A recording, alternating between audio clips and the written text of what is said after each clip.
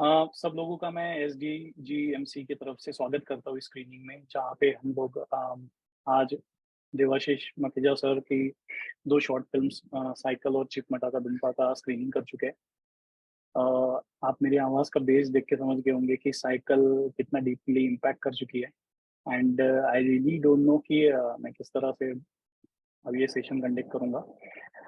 But yes, सब ताकत जुटा के अभी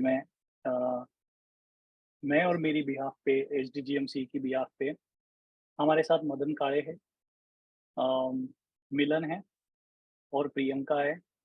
हम चारों लोग ये question and answer session lead करेंगे। Now I would like to welcome Dev sir here. Dev sir join कर चुके हैं। So we all have watched cycle and chip मटाका दुम्पा। So welcome Dev sir. You cannot unmute yourself. Just let me give you a rights to unmute.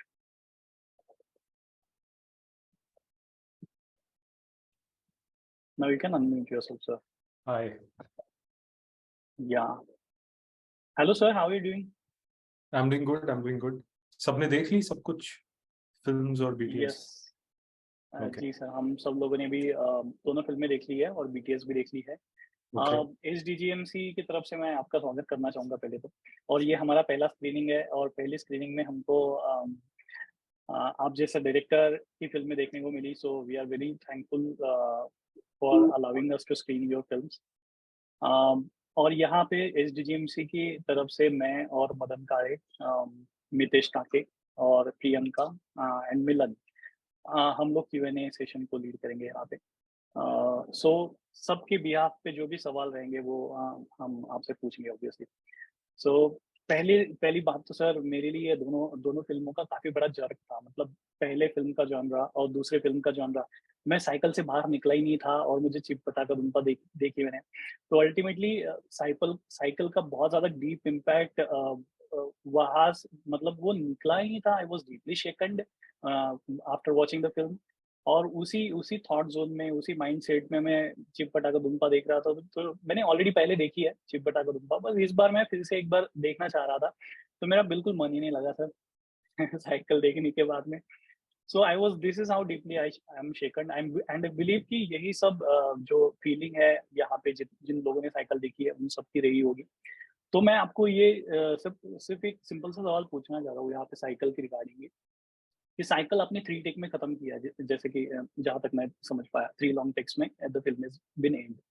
तो जब आप film कोई लिख रहे हो, जैसे साइकिल आप लिख रहे हो लेट्स से, तो कोई फ़िल्म लिखने से पहले ये यूजुअली होता है कि वन लाइनर उसकी पहले सामने आती है, then we start gradually portraying all the characters and scenes and incidences in the film. तो हम धीरे-धीरे उसको पोर्ट्रे करना शुरू करते हैं। बट यहाँ पे अगर आप देखोगे तो 3 शॉट्स में वो फ़िल्म खत्म हो रही है। और उसका जो, अगर मैं सिंपल वन लाइनर बोलूँ तो एक बेला नाम की लड़की है, which is she is getting harassed by the CRPF soldiers. और फिर उसके बाद में उसका चेंज ओवर, मेकओवर आपको देखने को मिल रहा है, जो कि उसके लास्ट जो स्क्रीम है वहाँ से हमको पता चलता है। So what is your thought process while putting all these things as a story? मैं बीइंग राइटर ये आपसे जानना चाह रहा हूँ। देखो क्या है ये है बड़ा मुश्किल सा डिस्कोर्स है। मेरी आवाज आ रही है ना क्लियरली सबको? यस, यस, मैं सुन पा रहा हाँ, हूँ, बाकी लोग चैट में मैसेज कर सकते हैं। ठीक है। नहीं तो ये जो सवाल पूछा है आपने, this is one of my biggest debates around film writing. अब ये वन लाइनर का पहले आना, फिर उसका एक सिनॉप्सिस बनना, फिर सिनॉप्सिस का स्टोरी बनना, स्टोरी का स्क्रीन प्ले बनना, फिर स्क्रीन प्ले पे डायलॉग्स आना, ये हॉलीवुड की देन है। उसके पहले आप जॉन लुक गोदार्द की फिल्में देख लो या किस्लावस्की की फिल्में देख लो या तारकोफ्स्की की फिल्में देख लो, आप उनकी फिल्मों को वन लाइन में समझा नहीं सकते, क्योंकि a lot of those films वो एक कहानी पे आधारित नहीं है। काफी सारी उनकी फिल्में एक एक्सपीरियंस है और कहीं कहीं ना कहीं उस एक्सपीरियंस को सपोर्ट करने के लिए एक कहानी है, पात्र हैं जो चीजें करते हैं, और क्योंकि वो चीजें करते हैं उसके उनकी करी हुई चीजों की आप एक कहानी बुन सकते हो, बट कहानी पहले हर फिल्म में नहीं आती। ये हॉलीवुड का एक प्रोसेस है कि एक राइटर करके एक एंटिटी है जो लिखता है, फिर वो एक कहानी देता है डायरेक्टर को, डायरेक्टर दर्शाता है। तो हर फिल्म इस प्रोसेस से नहीं बनती। और क्योंकि साइकिल और चिपटा का दुम्पा दोनों में पहले कहानी नहीं आई थी, पहले एक पॉलिटिकल इंटेंट आया था, एक फिलोसॉफिकल इंटेंट आया था, एक फीलिंग आई थी, एक चीज थी मेरे अंदर जो मैं एक्सप्रेस करना चाहता था। मैं शायद उसको उसी चीज को एक पेंटिंग के थ्रू एक्सप्रेस कर सकता, एक गाने के थ्रू एक्सप्रेस कर सकता, एक पोएम के थ्रू एक्सप्रेस कर सकता। मैंने ये मीडियम चुना, सिनेमा। अब इसके पीछे वो सबसे बड़ा कारण भी, मैंने खुद प्रोड्यूस क्यों की दोनों फिल्मों को, सबसे बड़ी कारण ये है कि मेरे पास एक वन लाइनर नहीं थी दोनों फिल्मों की। एक नियत थी कि मैं ये करना चाहता हूं और मुझे पता नहीं मैं ये कैसे करूंगा। मुझे एक्सप्लोर करना है, मुझे वो कैमरा के साथ एक्सप्लोर करना है, मुझे एक्टर्स के साथ एक्सप्लोर करनी है, मुझे एक जगह पे जाकर एक्सप्लोर करनी है, मुझे अपनी फिलोसफीज, अपना मैं उस पॉइंट पे as a storyteller gender पे, ट्राइबल कॉन्फ्लिक्ट पे, डेवलपमेंट पे, इंडिया की करंट पॉलिटिकल क्लाइमेट पे मेरी क्या अंडरस्टैंडिंग है, मेरा क्या ओपिनियन है, मैं उसको एक्सप्लोर करना चाहता हूँ। ना कि ये ओपिनियन है और इसको मैं प्रोजेक्ट कर सकता हूँ। मुझे नहीं मालूम था मैं कहाँ अपने आप को प्लेस करूँ इस पॉलिटिकल फिलोसॉफिकल नैरेटिव में। तो वो एक्सप्लोरेशन के लिए ना कोई मुझे पैसे देगा नहीं। क्योंकि अगर मैं साइकिल या चिपटा का दुम्पा जैसी फिल्म को लेकर एक स्टूडियो के पास जाऊं या प्रोड्यूसर के पास जाऊं, वो पूछेंगे भाई कहानी क्या है, पहला सवाल। मैं बोलूंगा भाई कहानी है नहीं, मैं एक्सप्लोर कर रहा हूँ। तो बोलेंगे भाई चले जाओ, वापस दोबारा आना ही मत, क्योंकि ये क्या बात हुई कि आपके पास कहानी नहीं है तो हम पैसे किस चीज पे लगा रहे हैं। तो मैं उनको यकीन नहीं दिला सकता कि तुम पैसे मुझ पे लगा रहे हो, मेरी वॉइस पे लगा रहे हो। तो इसीलिए इन दो फिल्मों को मैंने खुद प्रोड्यूस की और खुद मैंने अपने आप को वो मौका दिया कि मैं एक्सप्लोर करके वो फिल्मों को डिस्कवर कर सकूं। तो अगर तुम पूछो मुझसे कि वो वन लाइनर क्या थी, वो स्टोरी क्या थी, मुझे नहीं मालूम था तब। वो करते करते करते एक एक करके लोग जुड़े इस फिल्म से। रौनक और अमन मेरे दो बहुत ही सॉलिड कोलैबोरेटर्स थे इस फिल्म, दोनों फिल्मों पे वो हैं यहाँ पे। रौनक अमन, अपने आप को वीडियो पे तो दिखाओ यार। ये है रौनक, ये फर्स्ट एडी भी थे इन्होंने। फिल्म, दोनों फिल्में एडिट भी की मेरे साथ, पूरा पोस्ट संभाला। अमन एडी थे फिल्म पे और उन्होंने सारे बीटीएस भी बनाए। तो ये भी तुम आप सबको बता सकते हैं कि वो प्रोसेस इन दो फिल्मों का ना मेरे बाकी फिल्मों से बहुत अलग था। इसलिए जरूरी था कि मेरे ऐसे कोलैबोरेटर्स रहें जो मेरे साथ इस फिल्म को डिस्कवर करें, ये ना जानकर कि इसका एंड रिजल्ट क्या होगा। I know I've not given you a direct answer to your question, but I hope I've been able to answer your question.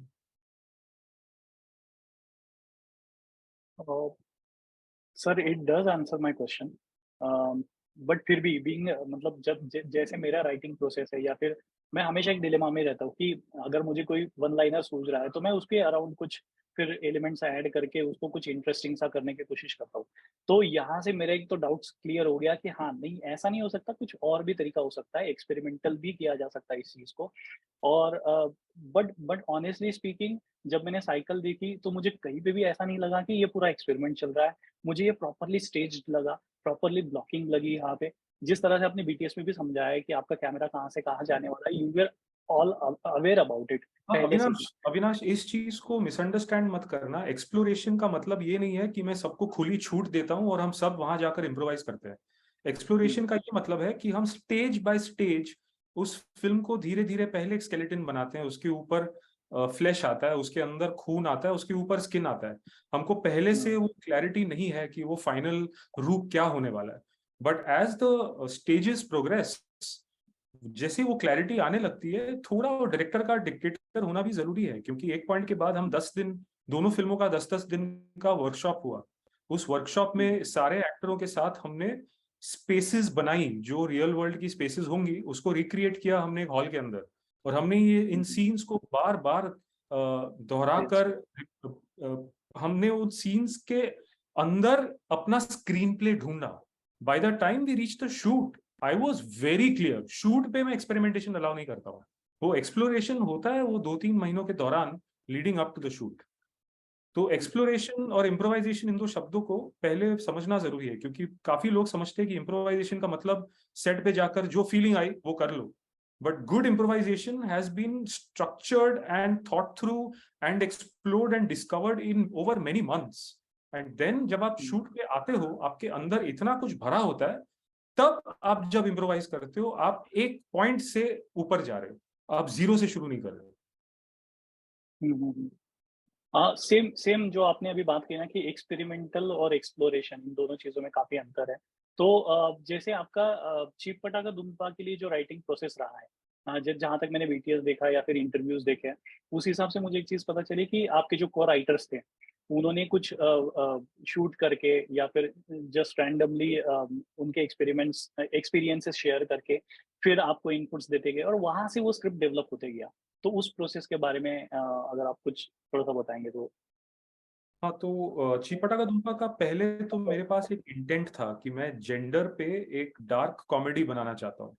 वो चीज़ जिससे दुनिया कतराती है, जो चीज़ डिस्कस करने को लोगों की फट जाती है। एक हुँ, किसी भी कमरे में 3, 4, 10 लोग होंगे, आप ये टॉपिक छेड़ के देखो और देखो कि कितने सारे लोग अनकंफर्टेबल हो जाते हैं। मैं सोचा इसी चीज़ को क्या हम हल्के से, बहुत ही रिस्पेक्ट से, बट एक बहुत एक हल्केपन से क्या हम इसको एक्सप्लोर कर सकते हैं। जैसे लोग अनकंफर्टेबल ना हो, बट हम बहुत होपफुली एक गहरी बात कर जाएँ। तो इसके लिए, क्योंकि फीमेल सेक्सुअलिटी पर मैं इस लाइफ टाइम में तो मैं एक्सपर्ट हो नहीं सकता, क्योंकि मैं एक औरत हूँ नहीं। तो मुझे लगा कि अगर मैं फीमेल कोलैबोरेटर्स ले आऊँ बहुत ही बेसिक स्टेज पे, तो एक ऑब्वियस चीज़ मैं कर सकता था कि मैं 1-2 राइटर्स ले आ सकता था और एक्टर्स बाद में जुड़ती। बट मेरे पास वो एक्सेस था, ये एनएसडी के कुछ कमाल के एक्ट्रेसेस थी। तो थिएटर में क्या होता है कि आप यहाँ पे काफ़ी सारे लोग होंगे जो जो थिएटर कर चुके होंगे या कर रहे होंगे अब। थिएटर में अनलाइक सिनेमा वो एक एक्सप्लोरेशन की स्पिरिट होती है। आप डिवाइस करते हो अपने परफॉर्मेंसेस एक साथ over many weeks, over many months. तो I approach that film like theatre. तो मैंने कहा इन एक्टर्स को कि हम, ये मेरी इंटेंट है, मोर और लेस इस खांचे के अंदर मैं कुछ करना चाहता हूँ, बट वो एक्सपीरियंसेस, वो एनेक्डोट्स, वो लाइफ मेरे पास नहीं है। तो आप अपने लाइफ से चीजें लेकर आओ और हम उन सब को तोड़ मरोड़ के जोड़ के एक कहानी बनाने की कोशिश करेंगे। सो ओवर ऑलमोस्ट 2.5 months हम ऑलमोस्ट हर रोज मिलते थे और 2-3 घंटे हम अलग अलग चीजों को प्ले आउट करते थे और देखते थे कि यार इनसे क्या एक कहानी इमर्ज करके आ रही है।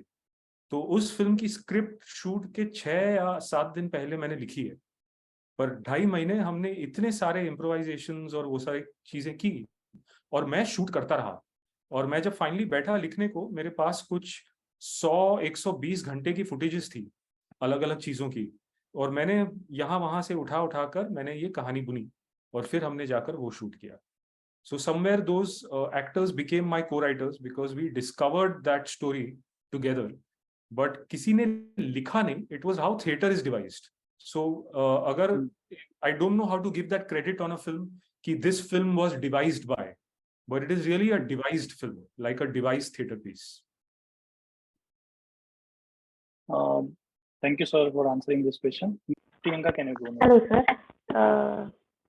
तो आपने कहा कि आप एक स्पेसिफिक जो स्क्रिप्ट का फॉर्मेट होता है वो आप फॉलो नहीं करते, जो हम कहते हैं कि फर्स्ट लाइनर आएगा, फिर उसके बाद सिनॉप्सिस आएगी और फिर नहीं, हम मैं आगे। ये हमेशा हमेशा नहीं करता हूँ, इन 2 फिल्मों के लिए मैंने की।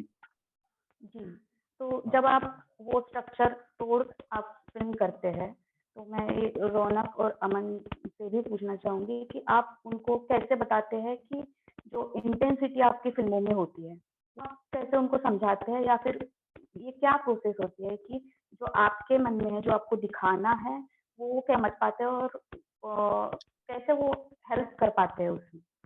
क्योंकि जब मैं लिखती हूँ तो लिखने जब बैठती हूँ तो वो सब मैं नहीं लिख पाती हूँ जो एक विजुअल मेरे सामने होता है, और फिर मुझे सवाल आता है कि जो वो मैं कैसे समझाऊंगी किसी को कि मुझे एक चीज अगर दिख रही तो वो कैसे दिख रही है, उसकी इंटेंसिटी है। तो वो आप वो कैसे प्रोसेस आप करते हैं कि आपके टीममेट जो है वो समझ पाते हैं कि आप किस इंटेंसिटी से किसी सीन को डिजाइन करना चाहते हैं या दिखाना चाहते बहुत मुश्किल है प्रियंका, उसका बहुत ही क्लियर और संक्षिप्त में जवाब देना, क्योंकि जैसे मैंने अर्लियर भी अविनाश से कहा, जब एक प्रोसेस, एक डिस्कवरी और एक्सप्लोरेशन की प्रोसेस होती है ना, तो मेरे दिमाग में जो भी आता है मैं उसको फाइनल नहीं मानता हूँ, वो एक स्टार्टिंग पॉइंट होता है। तो जो इंटेंसिटी आपको फाइनल फिल्म में दिख रही है, वो बिगिनिंग में मेरे दिमाग में नहीं थी।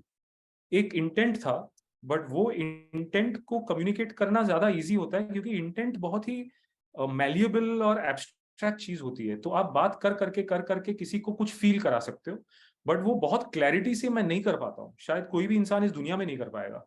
बट धीरे धीरे जब 1 2 3 4 10 20 30 लोग जुड़ने लगते हैं, धीरे धीरे एक टीम की इंटेंसिटी बनने लगती है उस फिल्म के दायरे के अंदर, और उसको मैं एक्सप्लोर करने के लिए एक्साइटेड रहता हूँ, क्योंकि वो सिर्फ मेरी इंटेंसिटी नहीं, सबकी रहती है। क्योंकि मुझे अगर सिर्फ अपनी इंटेंसिटी दर्शाना होता, मैं किताब लिख लेता, जो मैं लिख चुका हूँ। मैं कई किताबें लिख चुका हूँ, शॉर्ट स्टोरीज लिख चुका हूँ, पोइट्री लिखता हूँ।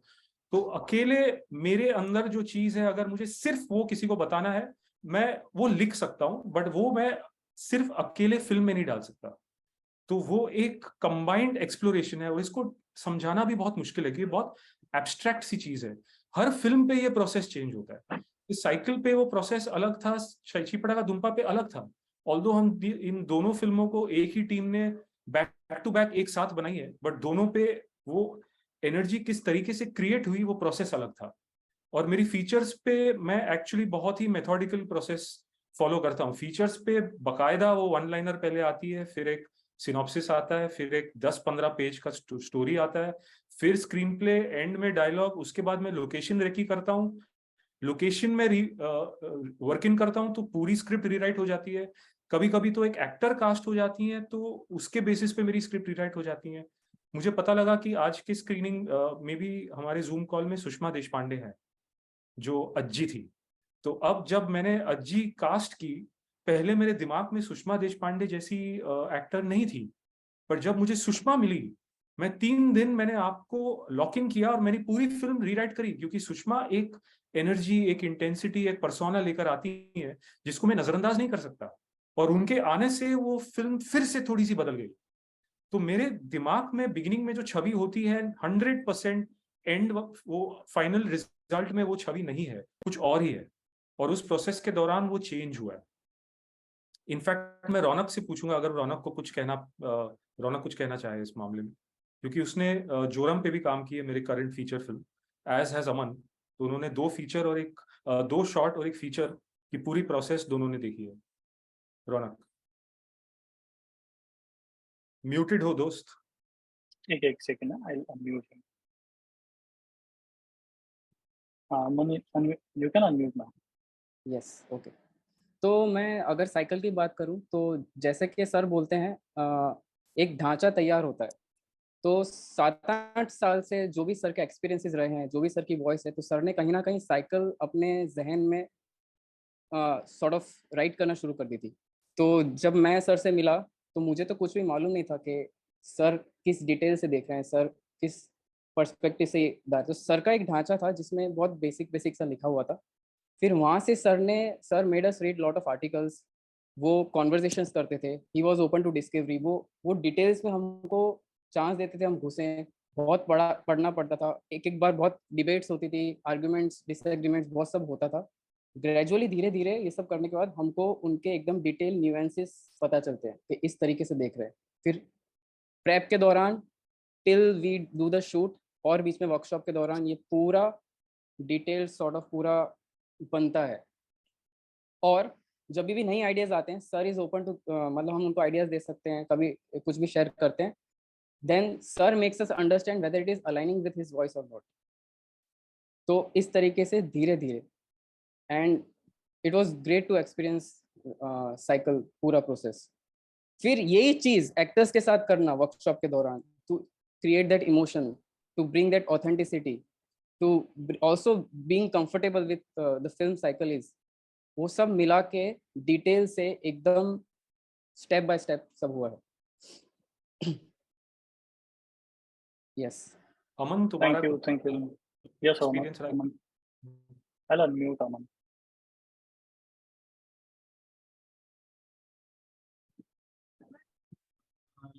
रौनक ने मोस्टली कवर कर दिया है। द इम्पोर्टेंट मतलब इसमें एक छोटा सा पॉइंट मैं बस ऐड करूंगा कि सर का सबसे इंटरेस्टिंग चीज ये है कि he is not looking for assistant directors, he is looking for film makers also.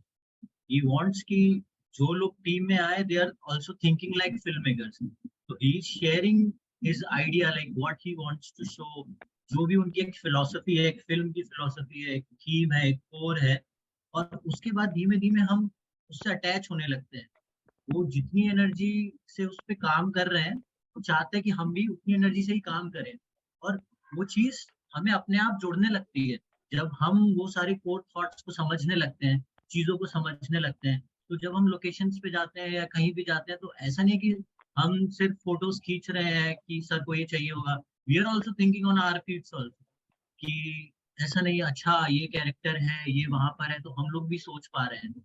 तो उससे सारी टीम धीमे धीमे फिर एक पेज पर आती है। And same with actors also. अब साइकिल में there is not DOP DOP कि एक्टर ने ही शूट किया है, पहला scene camera is handle by actor, second scene, third scene वो भी दोनों एक्टर्स ही थे। तो उसमें अब आप बाकी इतने सारे एलिमेंट्स को एक पेज पर लेकर आ रहे हैं, because everyone's intention is same, everyone is thinking कि सब लोग उस फिल्म के बारे में ही सोच रहे हैं। आई थिंक वही सबसे इम्पोर्टेंट चीज है कि आप आके सिर्फ एक कहानी समझा दो कि ये कहानी है, ये मैं बना रहा हूँ, देन वी आर एग्जीक्यूटर्स। अगर हम सब मिलके बना रहे हैं वो वाली फिल्म, तो फिर सबका वो पार्ट दिखता है, जो आई थिंक सबको दिख रहा है। इसलिए आप लोगों ने शायद सवाल पूछा है कि ऐसा कैसे हुआ कि सब लोग सेम पेज पर हैं। इवन द साउंड, मतलब sound is in cycle, sound is one of the key elements कि उसको रिकॉर्ड कैसे करना है, उसकी चीजें कैसी होंगी। Even the sound designers were also in the workshop, he is also seeing कि अच्छा ऐसे पूरा वर्कशॉप्स में ये चीजें हो रही हैं, तो मैं कहाँ कहाँ साउंड का यूज कर सकता हूँ, साउंड से कैसे खेल सकता हूँ। तो ऐसा नहीं था कि साउंड डिजाइनर भी पोस्ट प्रोडक्शन में आ रहा है, he is also in the workshop. तो सबको सेम पेज पर लेके आना with the starting of the philosophy and core and energy, फिर चीजें होने लगती हैं। अमन, तुमने मस्त खुद को कॉम्प्लीमेंट दे दिया। हाँ, ये I am looking for film makers, मतलब तुमने पहले ही बोल दिया कि तुम फिल्म मेकर हो। नहीं, मैंने ऐसा नहीं क्या बोला, बात है, सभी है, सभी है। तांडव फिल्म में जो आपने साउंड डिजाइन किया है, मुझे बहुत अच्छा। तांडव फिल्म में सब कुछ लाइटिंग है या साउंड है, एडिटिंग है, और सभी कुछ बहुत ही प्रॉपर है। मैं स्पेसिफिकली उनके बारे में बोलना चाहूँगी। जब उनका घर का सीन है, जब उनकी वाइफ उनको चाय देने आती है, वहाँ पे बहुत सारे छोटी छोटी आवाज़ें हैं, वो शांत नहीं है। जो उनके दिमाग में जो प्रेशर है वो हमें साउंड के थ्रू पता चल रहा है। तो ये जो साउंड डिज़ाइन है, तो वो मैं समझती हूँ कि वो स्क्रिप्ट का ही पार्ट होता है। जैसे हम स्क्रिप्ट लिखते हैं, उसमें हम कैमरा एंगल जो हम विजुअली देख रहे हैं वो भी आते हैं, और उसके साथ ही साउंड की भी स्क्रिप्ट उसी के साथ बुनी जाती है, जैसे मैं समझती हूँ। तो इसके बारे में आप क्या बताना चाहेंगे? मैं तो Sir, before answering, I would Yes. like to add something to this question. बिल्कुल, मतलब सही। यहाँ पे प्रियंका ने जो साउंड डिजाइन या फिर जो एम्बियंसेस आप यूज कर रहे हैं ना, उनके बारे में बात की, तो सेम सेम जो थॉट या फिर जो सेम एक्सपीरियंस मिलता है आपको, भोसले से भी मिलता है। क्योंकि भोसले का जो एम्बियंस है या फिर बैकग्राउंड साउंड है, वो मतलब बैकग्राउंड म्यूजिक की कमी को पूरा भर देता है। जहाँ पे एक सीन मुझे याद है बहुत अच्छे से, जहाँ पे वो पुलिस स्टेशन में, Bhosle is in a police station, और फिर लास्ट होप भी उसका फेड आउट हो जाता है, और फिर वहाँ पे आपको समंदर की हल्की सी आवाज आती है, बिल्कुल हल्की सी, और उनके सांसों की भी आवाज आती है आपको। तो ये यूजुअली जब हम लिखते हैं, तो आपको दूसरा और एक क्वेश्चन मैं इसमें अटैच करूंगा, काफी लंबा क्वेश्चन हो जाएगा। दूसरा, आपने जैसे कहा ना सर कि आपने स्क्रिप्ट लिखी, फिर आपके साथ में सुषमा मैम आई, फिर आपने उनको देख के उनके कुछ नुआंसेस पकड़ के फिर आगे लिखना शुरू किया। तो यूजुअली मेरे साथ यूजुअली ऐसा होता है कि मैं लिख रहा हूँ, तब कोई चेहरा नजरों के सामने आता है, या फिर कोई एक्टर एकदम रिलेट करने लग जाता है कि यार ये बंदा इस रोल के लिए जा सकता है, तो हम थोड़ा सा बायस फील कर जाते हैं, और फिर उसी एक्टर के अराउंड हम चीजें लिखना शुरू कर देते हैं। तो आपका ये थोड़ा-सा मुझे मतलब प्रोसेस इसके अपोज़िट थोड़ा-सा लगा। तो ऐसा आपके साथ कभी हुआ कि जैसे जोरम लिखी हो और आपको एकदम से मनोज सर का चेहरा सामने आ गया, या फिर भोसले लिखी हो तो मनोज सर का चेहरा सामने आ गया, फिर वैसे लिख दी, ऐसा कुछ हुआ? और फिर साउंड पे भी बात करेंगे, sorry Priyanka. Sir please go on. नहीं, वो लास्ट सवाल का जवाब पहले दूंगा। मैं कभी भी चेहरा देखने की कोशिश भी नहीं करता हूँ लिखते वक्त, क्योंकि मैं इमोशन और क्योंकि I am primarily a writer, मैं फिल्म मेकर बहुत बाद में बना, और मैं प्रोज मैंने इतने सालों से लिखी है। और प्रोज में क्या है, एक प्रोज लिखते वक्त एक आपकी ट्रेनिंग हो जाती है to go more internal than cinema allows. Cinema plays with a lot of externals. You need sound and image and color and light. But with prose, you only need your thoughts and you're expressing them through words. तो वो abstraction का इतना बड़ा हाथ है pros में कि मेरी ट्रेनिंग प्रोज में हुई है। तो जब मैं सिनेमा लिखता हूँ, बाय डिफॉल्ट मेरे दिमाग में चेहरे नहीं आते, पर मुझे एक्सटर्नलाइज करने की जरूरत पड़ती है through all these different elements that make up the mise en scene in cinema. पर मैं एक्टर को जितना हो सके मैं एक मतलब कैरेक्टर के चेहरे को अपने आप से दूर रखता हूँ, क्योंकि वो कैरेक्टर किस चीज का प्रतीक है वो मेरे लिए ज्यादा जरूरी है, क्योंकि मैं कैरेक्टर को एज अ जरिया यूज कर रहा हूँ। मेरे लिए character is a and actor therefore, and I don't mean this disrespectfully. कुछ एक्टर्स थोड़े डिसरिस्पेक्टेड फील करते हैं जब मैं ये चीज कहता हूँ, but I only mean this in the most respectful way. An actor is also one of the tools in the mise en scene. मेरे लिए actor is not the centre of the universe. तो वो कैरेक्टर, मैं जो चीजें कहना चाहता हूँ पॉलिटिकली, सोशली, फिलोसॉफिकली, क्योंकि वो मेरे ट्रिगर पॉइंट्स है। मैं शुरू करता हूँ विथ मुझे कहना क्या है, किस चीज को लेकर मुझे गुस्सा फील हो रही है, वो कैरेक्टर मेरे लिए जरिया बन जाता है। तो जैसे ही मैंने एक चेहरा अटैच किया, वो चेहरा इतना हावी हो जाएगा कि मैं जो कहना चाहता हूँ वो शायद थोड़ा डाइल्यूट हो जाए। तो मुझे फर्क ही नहीं पड़ता वो कौन प्ले करने वाला है, क्योंकि जो प्ले करने आएगा मैं वो रीराइट तो करूंगा ही। और जैसे ही मनोज सर आए भोसले पे, जब भी फिल्म बनने वाली थी कुछ 8-10 बार तो शेल्व हुई, मैं हर बार थोड़ा थोड़ा थोड़ा थोड़ा रीराइट करता रहा। वो थोड़ा थोड़ा एक्सप्लोर करते थे, थोड़ा कुछ मुझे बताते कि मैं ऐसे करूं ऐसे करूं, होता था मुझे 2 दिन दो, और मैं वापस स्क्रिप्ट में जाता था और छोटी छोटी चीजें रीराइट करता था। तो वो एक प्रोसेस है which I look forward to. So I keep myself open कि जो एक्टर आएगा, जैसे लोकेशन अज्जी में फॉर एग्जाम्पल, वो जो स्लम है जहां वो रहती है, वाटर पाइपलाइंस वाली, मुझे शूट के 3 हफ्ते पहले मिली वो। मैं 3 महीने से लोकेशन ढूंढ रहा था, मुझे नहीं मिल रहा था लोकेशन। मुझे जैसे ही वो लोकेशन मिला, 3 दिन again lock myself in, I rewrote the entire script. Like वो location has to become a visual metaphor. वो रैंडम नहीं लगना चाहिए कि ये वाटर पाइपलाइंस है क्यों। तो जैसे लोकेशन वैसे एक्टर, जैसे डीओपी, मेरे लिए वो डीओपी भी बहुत मायने रखता है। वो जिस तरह का सिनेमाटोग्राफर आएगा, मैं 4-5 महीने मेहनत करता हूँ सिनेमाटोग्राफर के साथ, मैं उतना वक्त मांगता हूँ। ऐसे अगर आपको सीधा शूट पे आकर शूट करना है, मेरी फिल्म ना करो। 16-17 डीओपीज मेरी फिल्मों पे आकर चले जाते हैं, वो 18वां या 19वां डीओपी जो रह जाता है वही मैजिक करता है, क्योंकि वो मुझे 4 से 5 महीने देता है, और मैं उसके इनपुट्स के बेसिस पे सीन्स को रीलुक करता हूँ, रीराइट करता हूँ, री एक्सप्लोर करता हूँ। अभी आप अगर साउंड पे आए, पहले मैं एक्चुअली वो जादूगर जिसने तांडव और भोसले की साउंड डिजाइन की है, कामोद खराडे, उसके बारे में बात करना चाहूंगा, क्योंकि जोरम के पहले तक उसने मेरी सारी फिल्में की है। उसने इलायची, तांडव, अज्जी, भोसले, सारी फिल्में की है, और उसके साथ मेरा एक बहुत ही प्यारा ट्यूनिंग था, क्योंकि मैं साउंड अपनी स्क्रिप्ट्स में लिखता हूँ। क्योंकि मेरी इतनी सारी फिल्में 10 सालों में जब मेरी फिल्में नहीं बन रही थी, इतनी सारी फिल्में शेल्व हुई कि धीरे धीरे विथ एवरी पासिंग स्क्रिप्ट मैं अपनी स्क्रिप्ट की स्केल कम करता रहा, कि जितनी छोटी करूंगा उतना उसके बनने के चांसेस बढ़ जाएंगे। और धीरे धीरे मैं समझने लगा कि मैं जितना इमेज पे डिपेंड करूंगा मुझे उतना ज्यादा बजट की जरूरत पड़ेगी, पर मैं जितना साउंड पे डिपेंड करूंगा उतना मैं उसका बजट कम कर सकता हूँ, क्योंकि sound vis-a-vis image is free. आप साउंड जितना भी इमेजिन कर दो, आपको एक ही कमरे में क्रिएट कर सकते हो अगर आप चाहो, बट आप इमेज क्रिएट नहीं कर सकते एक बंद कमरे में 0 रिसोर्सेज के साथ। आपको इमेज के लिए रिसोर्सेज चाहिए होती। तो धीरे धीरे मेरी साउंड की इंटरनल ट्रेनिंग इतनी तगड़ी हो गई कि मैं साउंड, अपनी स्क्रिप्ट, अपनी स्टोरी, अपनी सीड आइडिया लॉग लाइन में भी साउंड डिजाइन ले आता हूँ। जैसे लोगों को दिख जाए कि ये इतने में बन सकती है, तो इसको इतना ही चाहिए, दे दो, फिल्म बन जाएगी। और Kamod was one of the first collaborators जिसके साथ मैं बार बार वो स्टोरी डिस्कस करता रहा। इलायची करके एक शॉर्ट फिल्म हमने पहले बनाई थी, तो वो उस बहुत ही एब्स्ट्रैक्ट और फैंटास्टिकल फिल्म है वो, उसका साउंड किसी को समझाना असंभव है।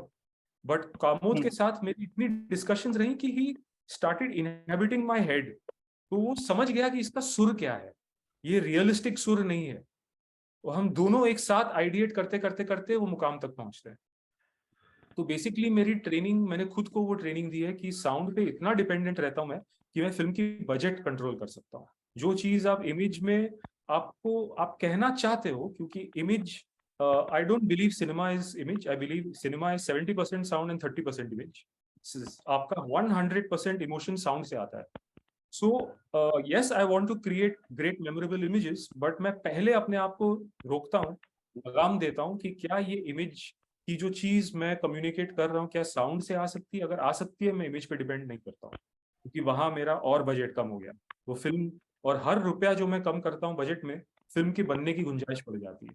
तो मेरी डिपेंडेंस साउंड पे कई ज्यादा है। तो चीपटा का दुम्पा और साइकिल पे भी इतनी सारी बातें टीम के साथ जब हो रही थी, अब मैं कॉन्शियस भी नहीं हूँ, बट बात करते करते साउंड साउंड साउंड की बातें होती रहती है।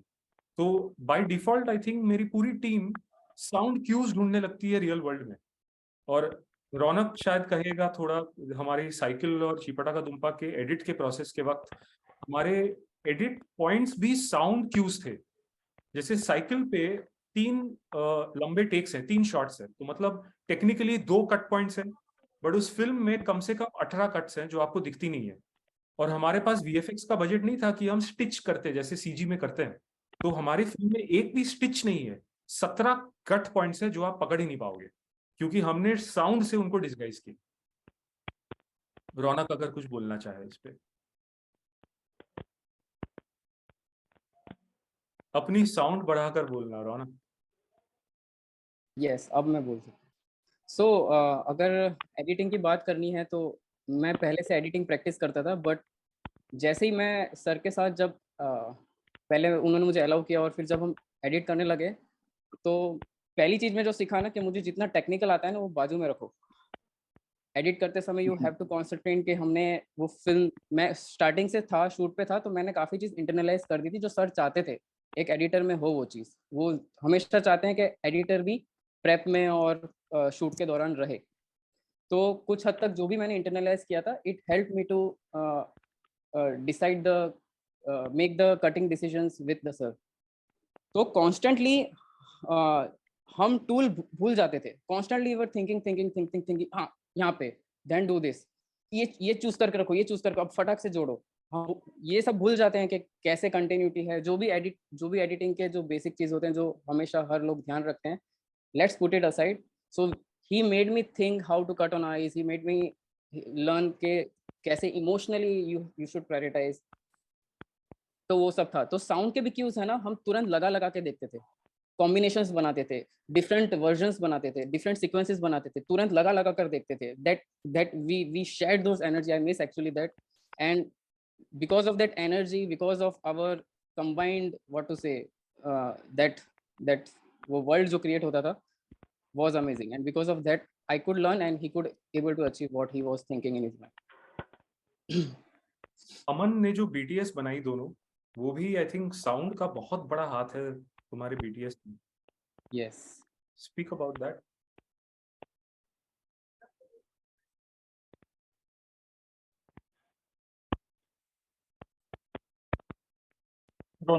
रौनक ने अनम्यूट कर दिया अपने आप को। So Ronak, sir wants to speak about. Sir wants you to speak about the BTS sound also, Aman, or AD to not start. Raunak. Sorry, Aman. Aman. Aman. तो मेरा आपने नाइट कर्फ्यू वाला, सब लोगों ने बीटीएस देखा होगा, curfew वाला। बेसिकली इट वाज कर्फ्यू, और हमको आधी से ज्यादा चीजें सुनाई दे रही हैं, लेकिन इमेजेस सारी जारिंग है, कुछ हिडन है, सही से सारी इमेजेस नहीं है। उसमें आधे से ज्यादा खेल साउंड डिजाइन का है कि हम सुन क्या रहे हैं, और वो सारी टेंशन जो है वो साउंड से ही क्रिएट हो रही है। कि हम लोग किसी को भागता हुआ देख रहे हैं, but that is blur, you can't see clearly कि वो भाग रहा है, कौन भाग रहा है, ध्यान से नहीं, बट आपको सुनाई दे रहा है। और सारी चीजें, जैसे कि मुझे तो फिल्म बनना उस रात ज्यादा इम्पोर्टेंट था बजाय बीटीएस होने के। तो मैं तो गाड़ी में बैठा था, बट मुझे लगा जो भी इमेज मिलेगा चलेगा, बट साउंड इंटरेस्टिंग मिलनी चाहिए। तो लोग जो फोन पे बात कर रहे हैं तो उनकी फोन रिकॉर्डिंग्स की वॉइस कहीं पे मिल गई कि दोस्तों को बोल दिया कि फोन की जो तुम्हारी आवाज है वो रिकॉर्ड करके रखना, या ये छोटी छोटी चीजें हैं। तो इससे थोड़ा सा टेंशन अपने आप क्रिएट हुआ, ना कि इमेजेस से ज्यादा साउंड से ज्यादा क्रिएट हुआ। तो उसमें साउंड ने बहुत ज्यादा हेल्प किया कि अभी भी हम उसको जब वापस देखते हैं तो उसकी जो सायरन की आवाज है, पुलिस के सारे गाड़ी की आवाज है, टायर की कि धीमे धीमे गाड़ी आपकी तरफ आ रही है, सायरन नहीं बज रहा लेकिन उस गाड़ी के टायर की आवाज आती आती भी आपको टेंशन दे रही है। And when police comes on the road, तो हम उनको नहीं देख रहे हैं, बट क्योंकि मेरा साउंड, क्योंकि मैं उनके सामने जाके कैमरा नहीं रख सकता, तो मैंने एक आदमी के पॉकेट में साउंड रिकॉर्डर रख दिया था जो पुलिस वाले के पास खड़ा था। उससे आवाज रिकॉर्ड हो रही थी, मैं दूर से शूट कर रहा था। तो उससे, क्योंकि मुझे पता है विजुअल मिल गया मैं क्या करूंगा, बट साउंड डिजाइन इंटरेस्टिंग होना चाहिए इसका, तो वो अगर मेरे पास है तो मैं कर सकता हूँ। ये मेरी एक शॉर्ट फिल्म है अगली बार, आई डोंट नो यहाँ पे कितने लोगों ने देखी हो। तो वो I have seen it sir. तो वो पहली बार था जो मैंने डिवाइस पे शूट करने की कोशिश की, और वो डिवाइस भी क्या, मैं 2015 की बात कर रहा हूँ। एक गंदा सा पीसी लैपटॉप का वेबकैम और एक बहुत ही लो एंड स्मार्टफोन का कैमरा। तो उस फिल्म ने मुझे सिखाया कि जो मैं थ्रिल और टेंशन और सस्पेंस बिल्ड करने की कोशिश कर रहा था उस 7 मिनट की फिल्म में, क्योंकि कोई उस फिल्म की कोई कहानी नहीं है, 3 मर्डर्स होती हैं और हम वो subjective almost first person perspective camera का देख रहे हैं। कुछ बात आगे बढ़ नहीं रही है, कोई कोई 3 एक्ट स्ट्रक्चर, कोई आर्क कुछ नहीं है, बट मैं कुछ पॉलिटिकली फिलोसॉफिकली कुछ कहने की कोशिश कर रहा हूँ। तो तभी मैंने उस फिल्म पे अपने आप को तैयार किया। मुझे नहीं मालूम था वो वर्क करेगा कि नहीं, कि मैं पूरी तरह साउंड पे डिपेंडेंट था उस फिल्म पे, कि साउंड ही वो सारा खौफ और खतरा आपको महसूस कराएगा जो इमेज नहीं करा सकता उस फिल्म में। तो और जो वो फिल्म आई थिंक उस इंटेंट में सक्सेसफुल हुई कि आपको वो खौफ और खतरा की फील करा सकती है, उसने मुझे हौसला दिया कि हम ये कर सकते हैं। तब मैंने जाकर ये चीज तांडव में आजमाया, क्योंकि अगर आप तांडव, अगली बार, इलायची, इवन साइकिल एंड चिपड़ा का दुम्पा, आप मेरी शॉर्ट फिल्म्स देख लो, वाइड शॉट की बजट नहीं होती मेरे पास। मेरी पूरी शॉर्ट फिल्म में सारी की सारी फिल्म क्लोजअप्स में मैं ठोक देता हूँ। बट आपको होपफुली, जैसे तांडव, आपको फीलिंग ही नहीं आई होगी, आई एम अज्यूमिंग कि ये फिल्म क्लोजअप में गई है, क्योंकि साउंड में एक एक्सपेंस है। मैं साउंड में वो स्केल लाने की कोशिश करता हूँ। अगर वो वाइड शॉट की एक्सपीरियंस है, वो आपको मैं साउंड में दिलवाता हूँ, क्योंकि sound is emotion, the image is not emotion. Rightly said sir. Yes Priyanka.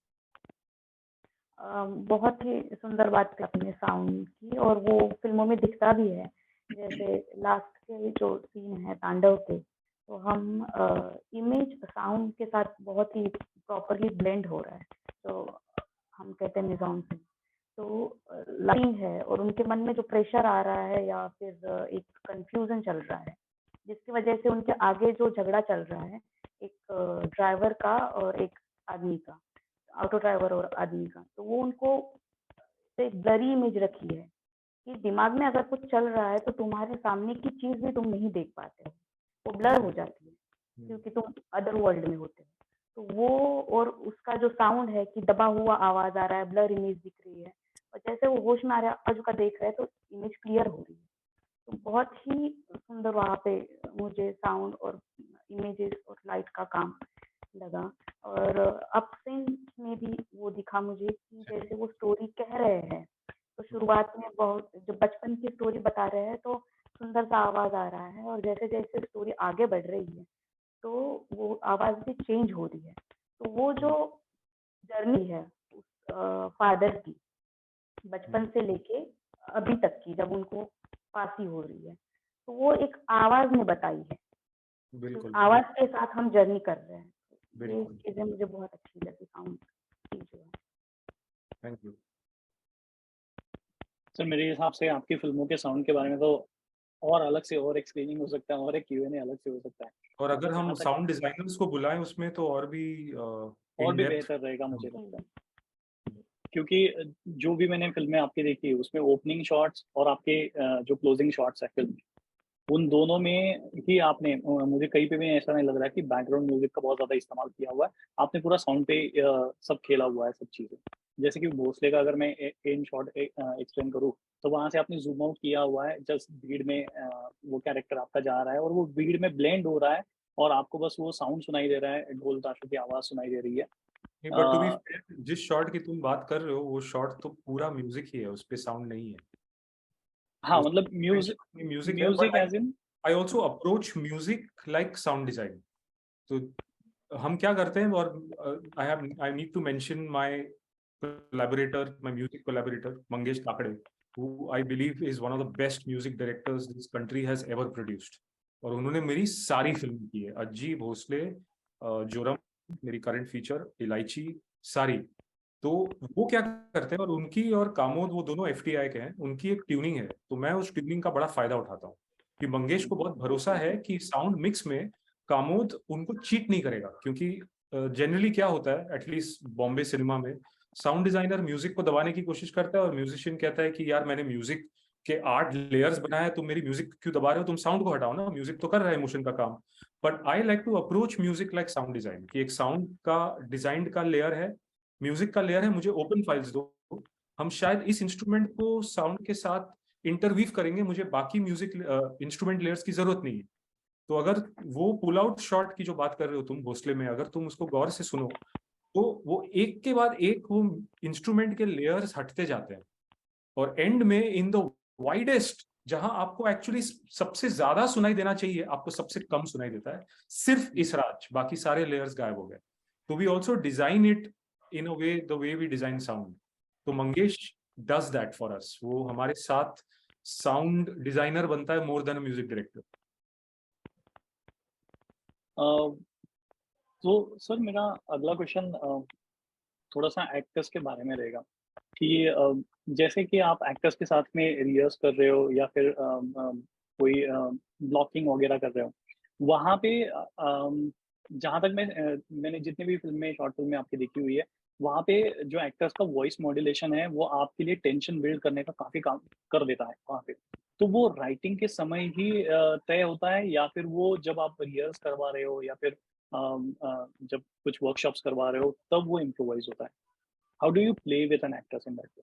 Avinash, तुम चाहते हो कि मैं बोलूं कि मेरी सारी चीजें ना राइटिंग के प्रोसेस में सब क्लियर हो जाता है? कुछ नहीं पता होता है लाइक राइटिंग, हिचकॉक सर। कुछ नहीं पता होता है, सारी चीजें एक्सप्लोर होती हैं। एंड दिस इज लाइक, मैं एज अ राइटर, मैं खुद के लिए जितनी फिल्में मैंने लिखी है उससे ज्यादा मैंने दूसरों के लिए लिखी है। मैं जब as a writer for hire लिखता हूँ, मैं मेरा ये प्रोसेस नहीं रहता है। वहां पे वो डायरेक्टर मुझसे क्या चाहता है, मैं उसके लिए एक औजार बन जाता हूँ। जैसे मैं चाहता हूँ कि मेरे सारे कोलैबोरेटर्स मेरे लिए इंस्ट्रूमेंट बन जाए, मैं डायरेक्टर के लिए इंस्ट्रूमेंट बनता हूँ। मैं सिर्फ जब मैं ये चीजें कहता हूँ कि मैं एक्सप्लोर कर रहा होता हूँ राइटिंग के वक्त, मुझे इतनी क्लैरिटी नहीं होती है, वो मैं सिर्फ उन फिल्मों की बात कर रहा हूँ जो मैं खुद अपने लिए लिखता हूँ। तो एक्टर्स के साथ मैं वो चीजें डिस्कवर करता हूँ, क्योंकि अगर आप से अज्जी से आप सुषमा ताई को निकाल दें और रत्ना पाठक शाह को ले आए, सब कुछ चेंज हो गया ना।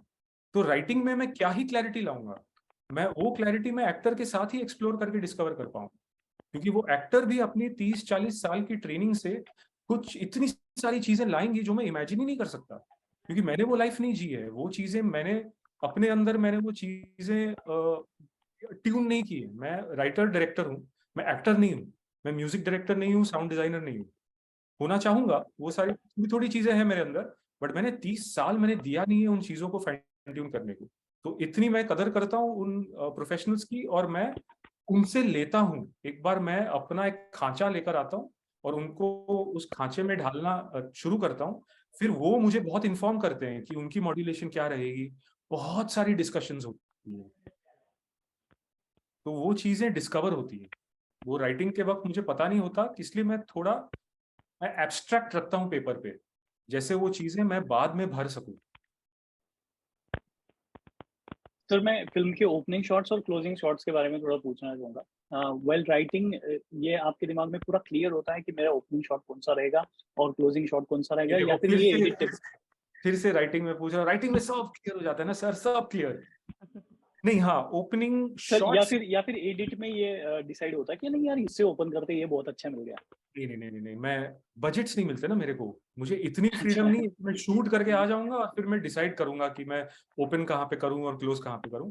बट यस, शॉट्स तो डिसाइड नहीं होते राइटिंग के वक्त, बट मैं वो क्या कहते हैं, वो टेपिस्ट्री, वो वीव मैं तैयार करता हूँ।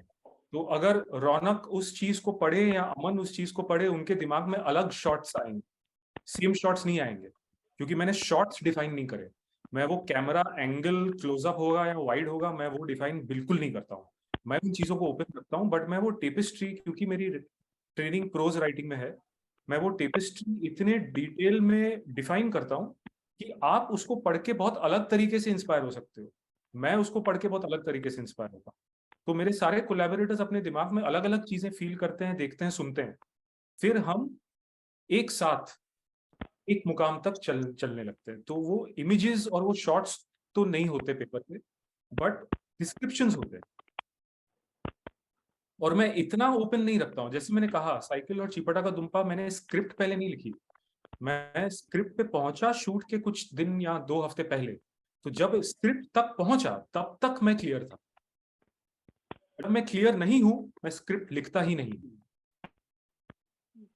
क्योंकि स्क्रिप्ट एक वो जर्नी की रोड मैप है, एक गूगल मैप है। जब तक मैं वो जर्नी को लेकर क्लियर नहीं हूं, मैं मैप तैयार नहीं कर सकता, क्योंकि मैप बार बार बदलेगा, तो वो रास्ता बार बार बदलेगा, लोग कंफ्यूज हो जाएंगे, फिर हर कोई अलग अलग रास्ता लेगा वहां तक पहुंचने को, फिर मैं एक फिल्म नहीं बना पाऊंगा, मैं सबको एकजुट नहीं कर पाऊंगा। तो वो मैप तैयार करने के लिए वो बहुत क्लैरिटी मैं एक्यूमुलेट करता हूँ, कलेक्टिव क्लैरिटी। सब क्लियर हो जाते हैं, फिर मैं वो मैप तैयार करता हूँ, फिर हर कोई वही मैप यूज करके वही मुकाम तक पहुंचता है जो मैं चाहता हूँ। तो फिर सर शॉर्ट में हम ऐसा बोल सकता है कि देव सर की फिल्म पेपर पे कंप्लीट हो जाती है। हैं? नहीं, मैं तो उसी इसका जवाब रौनक देगा। I'll unmute your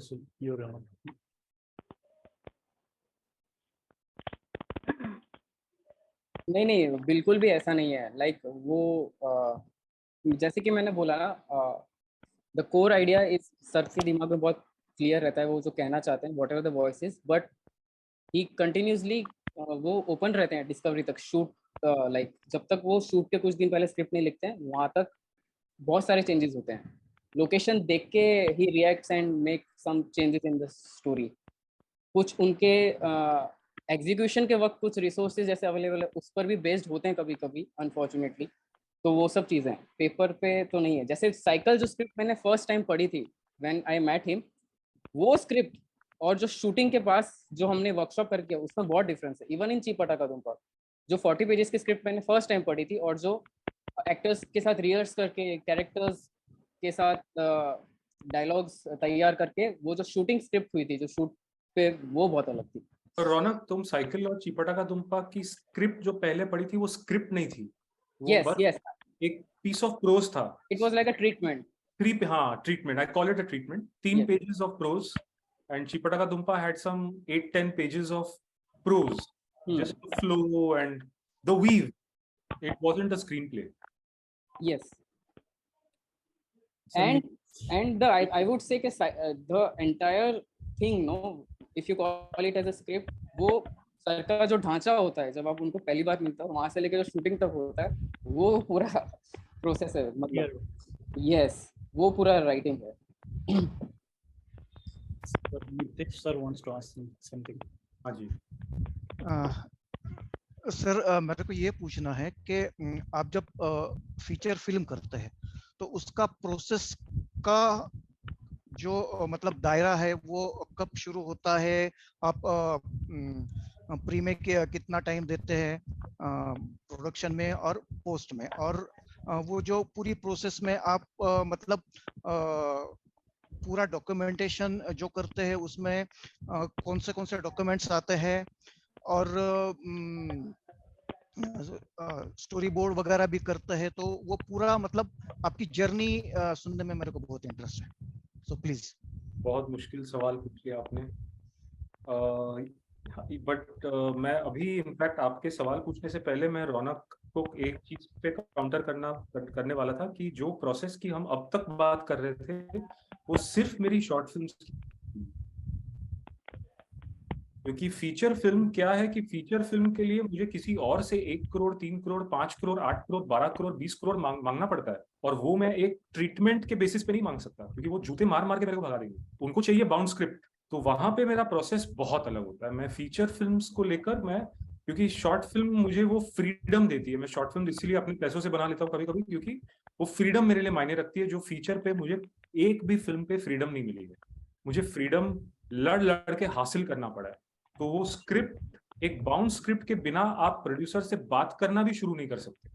तो इसीलिए वहां पे प्रॉपरली एक मेथोडिकली मैं एक वन लाइनर से स्क्रिप्ट तक पहुंचता हूं और वो बाउंड स्क्रिप्ट लेकर जाता हूं, और उसके बाद जो चेंजेस होती हैं वो तो होती है, बट वहां पे मैं इतनी खिलवाड़ नहीं कर सकता। तो अगर प्रोसेस पूछो तो बहुत ब्रॉडली फिल्म टू फिल्म थोड़ा चेंज हुआ है, बट ब्रॉडली कुछ चीजें हैं जिनके बिना मैं फीचर फिल्म नहीं बना सकता। एक, एक्टर्स और एचओडीज के साथ बहुत इंटेंस वर्कशॉप करता हूँ, कम से कम 10 दिन, और उन 10 दिनों में after the actors have been cast, मेरे एचओडी सब लॉक हो गए, मैं उनको एक कमरे में ले जाता हूँ 10 दिन, और हम सीन टू सीन हम प्ले आउट करते हैं, डिस्कस करते हैं, अलग अलग एंगल से देखते हैं, अलग अलग तरीके से परफॉर्म करते हैं, क्योंकि ये एक्सपेरिमेंटेशन मैं शूट के वक्त अलाउ नहीं कर सकता। जैसे मैंने अज्जी 18 दिन में शूट की, मैंने भोसले 24 दिन में शूट की, और जोरम जो बहुत बड़ी फिल्म है मैंने 29 दिन में शूट की। तो मेरे पास वो बैंडविड्थ है ही नहीं, मेरे पास वो प्रोडक्शन का फैलने की गुंजाइश है ही नहीं कि मैं 40, 50, 60 दिन एक्सप्लोर करूं। तो वो 10 दिन मेरे लिए बहुत मायने रखती है, क्योंकि वो पूरी टीम एक पेज पे आ जाती है। एक्टर और एचओडीज, फॉर एग्जांपल कैमरामैन और मेरा लीड एक्टर, एक दूसरे को इतना समझ जाते हैं कि उनकी एनर्जीज इन ट्यून हो जाती हैं। क्योंकि मेरा ये भी है, मैं अपनी टीम को कभी कभी ये कहता हूँ, बहुत डरावनी चीज कहता हूँ, बट मेरे कहने का इरादा बस यही है कि कुछ भी हो जाए फिल्म नहीं रुकनी चाहिए। मैं कहता हूँ कि अगर मुझे मुझे कुछ हो गया और मैं मर गया, हम एक एक पेज पे इतनी क्लैरिटी के साथ हमको होना पड़ेगा कि फिल्म कंप्लीट होनी चाहिए, मुझे डायरेक्टेड बाय पॉस्ट्यूमसली मेरा नाम दिखना चाहिए स्क्रीन पे, फिल्म बननी चाहिए, मेरे मरने से फिल्म रुकनी नहीं चाहिए। तो वो clarity, it's not clarity as much as सब कोई एक साथ एक चीज अचीव करने को निकला है। तो वो चीज शायद थोड़ी अलग अचीव हो मेरे मर जाने से, बट अचीव तो होगी, और पूरी तरह डाइल्यूट नहीं होगी। तो उसके लिए वो 10 दिन के वर्कशॉप्स और प्रेप, क्योंकि प्रेप हर दिन, प्रेप का खर्चा कंपेयर टू हर दिन शूट का खर्चा is almost zero, it's less than 1%। तो मैं चाहता हूं कि हम प्रेप पे इतना समय बिताएं कि शूट के दिन कम हो जाए। तो जब मैं 4 से 5 महीने मांगता हूं हर प्रोड्यूसर से, वो कहते हैं भाई 4 से 5 महीने, फलाना डायरेक्टर तो 2 महीने के प्रेप से शूट करता है। तो फिर मैं कहता हूं कि वो 2 महीना प्रेप करता होगा, कितने दिन लगाता है शूट करने को? तो कहते हैं 40 से 45, ऐसे मैं 25 दिन में करके दूंगा, बट मुझे कम से कम 4 से 5 महीने प्रेप करने दो। हर इंसान को ये समझने दो कि कौन सी फिल्म बनाने हम जा रहे हैं, फिर आपकी शूट ऐसे होगी। और स्टोरी बोर्ड मैं कभी नहीं करता। जैसे मैं एक्टर का चेहरा अपने दिमाग में नहीं देखता हूँ लिखते वक्त, मैंने आज तक कभी स्टोरी बोर्ड नहीं की, क्योंकि स्टोरी बोर्ड ऐसी चीज है ना कि मैंने अगर लोकेशन लॉक भी कर लिया हो और हर किसी ने वो लोकेशन देख लिया हो और हमने डिसाइड किया कि इस तरह का एक राउंड ट्रॉली होगा, उस दिन शायद सूरज पे बादल छा जाए, शायद वो पेड़ जो हमने देखा था 2 महीने पहले लोकेशन पे किसी ने काट डाला हो, तो वो फ्रेम तो बदल गया, तो मैंने वो स्टोरी बोर्ड करके मैंने क्या उखाड़ लिया। तो हम शॉर्ट्स तो डिस्कस करते हैं और लॉक करते हैं मोर और लेस, बट मैं स्टोरी बोर्ड नहीं करता हूँ। I am open to being surprised, क्योंकि सरप्राइजेस तो भर भर के आती हैं, आप जितना भी प्लान कर लो, नेचर आपको नहीं छोड़ती, क्योंकि मैं रियल लोकेशंस पे ही शूट करता हूँ, मैं जितना हो सके सेट पे नहीं जाता, तो मेरे कंट्रोल में मेरा लोकेशन होता नहीं है, तो मैं स्टोरी बोर्ड नहीं करता हूँ। बाकी अमन, जोरम के पूरे प्रेप और प्रोडक्शन के वक्त मेरा डीए रहा है। तो अमन, तुम कुछ कहना चाहोगे हमारे फिल्म मेकिंग प्रोसेस के बारे में? क्योंकि एज ए डीए, डीए बहुत क्लोजली मेरे साथ काम करता है, और Aman literally knew each shot, knew how I was seeing the film at every stage. Yeah. Europe में हम लोगों ने प्रेप में बहुत टाइम दिया था, और तो मैंने पहला ड्राफ्ट पढ़ा था, एंड आई थिंक उसके बाद तीसरा ड्राफ्ट हम लोगों ने लिखा था, सारी लोकेशंस रेकी वर्कशॉप्स वगैरह करने के बाद। तो हम जब एक एक छोटी रेकी सिर्फ लोकेशन से एक माहौल देखने के लिए गए थे, ताकि वो स्क्रिप्ट में वो फील आ सके, ताकि इवन एक्टर को भी पढ़ने से पहले एक दुनिया के बारे में उसको पता हो, क्योंकि एक्टर को आप पहले नहीं ले जाते ना 10 दिन पहले कि ये दुनिया है, तो उसको दिखाने के लिए भी हमें स्क्रिप्ट पे वो चीज चाहिए होती है।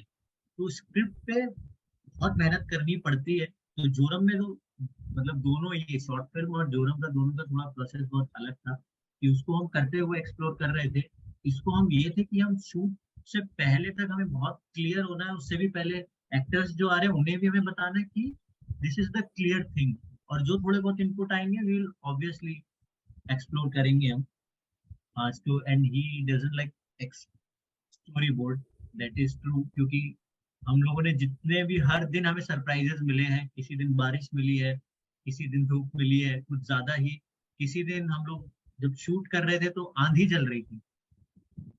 तो हम कितने भी स्टोरी बोर्ड्स अगर हमने, इवन जो शॉर्ट्स तक जो हम लोगों ने प्लान किए थे, not even story board, even the short design, वो भी हम लोग, ऐसा नहीं है कि जो हमने सोचे थे हमने वही सारे के सारे शॉर्ट्स बैंग ऑन किए हैं, नहीं, क्योंकि हमें लोकेशंस पे जाके जब हमें पता चला कि सिचुएशंस ऐसी हैं, तो हमें शॉर्ट्स डिस्कवर करने पड़े। और उस चीज को लेके ऐसा नहीं है कि दिस इज कॉम्प्रोमाइज और something, we have to compromise the shorts, ऐसा नहीं, that is this is discovery की समटाइम्स हमने ऐसे शॉर्ट्स के बारे में सोचा ही नहीं था और वो शॉर्ट्स मिल रहे थे हम, वो वहाँ की वो लोकेशंस वो सारी चीज लेकर आती है। पर ये इतना सॉलिड इम्प्रोवाइजेशन करना भी कि आप लोकेशन पे उस दिन अपने शॉट चेंज कर देते हो, उसकी पावर आपको अपनी प्रेप से आती है, कि आपने इतनी प्रेप की है तो मैं ये शॉट चेंज कर सकता हूँ, मेरी फिल्म में कोई प्रॉब्लम नहीं होगी, वो इनहेंस ही होगी, इनहेंस नहीं होगी। वो सारा प्रेप की वजह से ही आता है। तो हम लोगों ने हर किसी के साथ प्रेप किया है, मतलब even the location sound guy जो सेट के दिन आते हैं और बूम माइक पकड़ते हैं, या आप camera attendant low, camera attendant, and I was shock जब हम लोग शूट करके लौट रहे थे, कैमरा तो एक कैमरा अटेंडेंट चेंज हो गया था, 4 कैमरा अटेंडेंट होते हैं, उसमें से एक चेंज हो गया था, तो बाकी 3 उसको स्क्रिप्ट समझा रहे थे। तो मुझे इतना अच्छा लगा था कि यार इनको भी याद है बाय हार्ट, अरे अभी देख ये होगा, ऐसा होगा तो ऐसा होगा। तो ये हर किसी फिल्म पे नहीं होता है, कि जिसमें camera attendant is also so much involved कि उसको पता है कि मुझे भी रेस्ट नहीं करना है, आगे 2 शॉट्स बहुत इंपॉर्टेंट होने वाले हैं, क्योंकि ये स्टोरी के लिए इम्पोर्टेंट है। सर और एक क्वेश्चन था, आपकी लिखने की प्रोसेस क्या है, मतलब आप कोई टूल्स यूज करते हैं या मतलब बीट शीट या एनीथिंग, और कुछ स्ट्रक्चर्ड स्टोरी आर्क है उसके इर्द गिर्द किया, या मतलब मैं रैंडमली पूछ रहा हूँ, पर आपकी पूरी जो प्रोसेस है और उस वो समझना चाहता हूँ। वो कि फिल्म टू फिल्म मेरा चेंज होता है, मुझे 1-2 चीजों से थोड़ा परहेज है। एक तो जो एंशिएंट ग्रीस हमको देकर गई है, ये 3 एक्ट स्ट्रक्चर जो हॉलीवुड कच्चा चबाकर निगल गई और सबके सर पे हक गई। सबको लगता है कि 3 एक्ट स्ट्रक्चर नहीं है तो स्टोरी वर्क नहीं करेगा। तो पहली फिल्म मैंने जो लिखी थी, जो ऑब्वियसली नहीं बनी, but it was the first time I wrote a screen play, और मैं उसको मानता हूँ आज तक मेरी सबसे बेहतरीन स्क्रीन प्ले है। बट वो इतनी पॉलिटिकल है कि इस माहौल में तो कोई नहीं बनाएगा। और मैंने वो इतना कॉन्शियसली मैंने उस फिल्म को 2 एक्ट स्ट्रक्चर रखा कि पहले एक्ट में एक सेटअप है, एक मिड पॉइंट है, और उसके बाद वो रिजॉल्व होने लगता है। वो जो 3 एक्ट स्ट्रक्चर के जो बीट्स हैं वो बहुत कॉन्शियसली मैंने अवॉइड करे, और आज तक जिसने पढ़ी है उनको नहीं लगा कि वो कुछ मिस कर रहे थे। तो मेरी ये हमेशा कोशिश रही है कि मैं वो 3 एक्ट स्ट्रक्चर को सबवर्ट करता रहूं। वो एक और 2 टूल्स अगर आप कहें तो, वैसे मैं किसी टूल का मोहताज नहीं होना चाहता हूं, तो मैं बहुत एक्टिवली अवॉइड करता हूं। मेरे पास आज तक फाइनल ड्राफ्ट नहीं है, मैं वर्ड पे लिखता हूं, मैं अपनी फॉर्मेटिंग खुद करता हूं, और फिल्म टू फिल्म मैं फॉर्मेटिंग चेंज करता हूं क्योंकि मुझे टाइपोग्राफी पसंद है। तो मैं नए फॉन्ट्स डाउनलोड करके मैं टाइपोग्राफी के साथ खेलता हूँ। तो मेरी हर फिल्म की फॉन्ट पहले मैं चूज करता हूँ, उस फॉन्ट में उस फिल्म को लिखता हूँ। अगर कोई विस्पर कर रहा है कोई डायलॉग, मैं उसको 6 फॉन्ट साइज बना देता हूँ, जो फाइनल ड्राफ्ट मुझे करने नहीं देगा। तो मैं बहुत खेलता हूँ इन चीजों के साथ। तो कोई सेट प्रोसेस नहीं है, वो फिल्म मुझे क्या फील करा रही है मैं उसी को फॉलो करता रहता हूँ। तो ब्रॉडली ये है कि विद अ फीचर फिल्म मैं पहले एक स्टोरी ढूंढता हूँ, एक 6, 8, 10, 12 पेज की स्टोरी, फिर मैं उसको फ्लैश आउट करता हूँ into a screen play with dialogue. क्योंकि मैंने बहुत सारे राइटर्स को देखा है जो, जैसे अनुराग सीधे सीधे स्क्रीन प्ले ही लिख लेता है और उसके बाद वो दूसरी ड्राफ्ट और तीसरी ड्राफ्ट और 10, 12, 18, 22 ड्राफ्ट लिखता है। वो मुझसे नहीं होता, क्योंकि मुझे लगता है कि वो स्टोरी स्पाइन है फिल्म की। तो अगर आप फीचर फिल्म की, तो अगर आप उस पे 2, 3, 4 महीने लगा लो और इतना कड़क एक story, arrive at a story that has its beat so in place, आपकी स्क्रीन प्ले 2 हफ्ते में आप लिख लोगे और उसके बाद आपको उसके 20 ड्राफ्ट लिखने की जरूरत है नहीं। तो वो एक चीज है जो मैं हर फिल्म पे फॉलो करता हूँ कि पहले स्टोरी, उस पर बहुत टाइम बिताता हूँ। वो 12-15 पेज की स्टोरी पे आने को ही मुझे 3 महीने लग जाते हैं और उसके बाद कभी कभी मैं 3 हफ्ते में स्क्रीन प्ले लिख लेता हूँ। Avinash sir. Priyanka wants to ask something. So I'll just allow her. Sir, आपकी किसी इंटरव्यू में आपने कहा है कि आप सब्जेक्टिव इसीलिए रखना चाहते हैं शॉर्ट, ताकि मुझे लोग सुन नहीं पा रहा हूँ ठीक से। हेलो हेलो हाँ, आप सुनाई दे रहे हो बट आई कांट फॉलो, थोड़ा अनक्लियर है। हेलो हाँ, फिर से कहिए।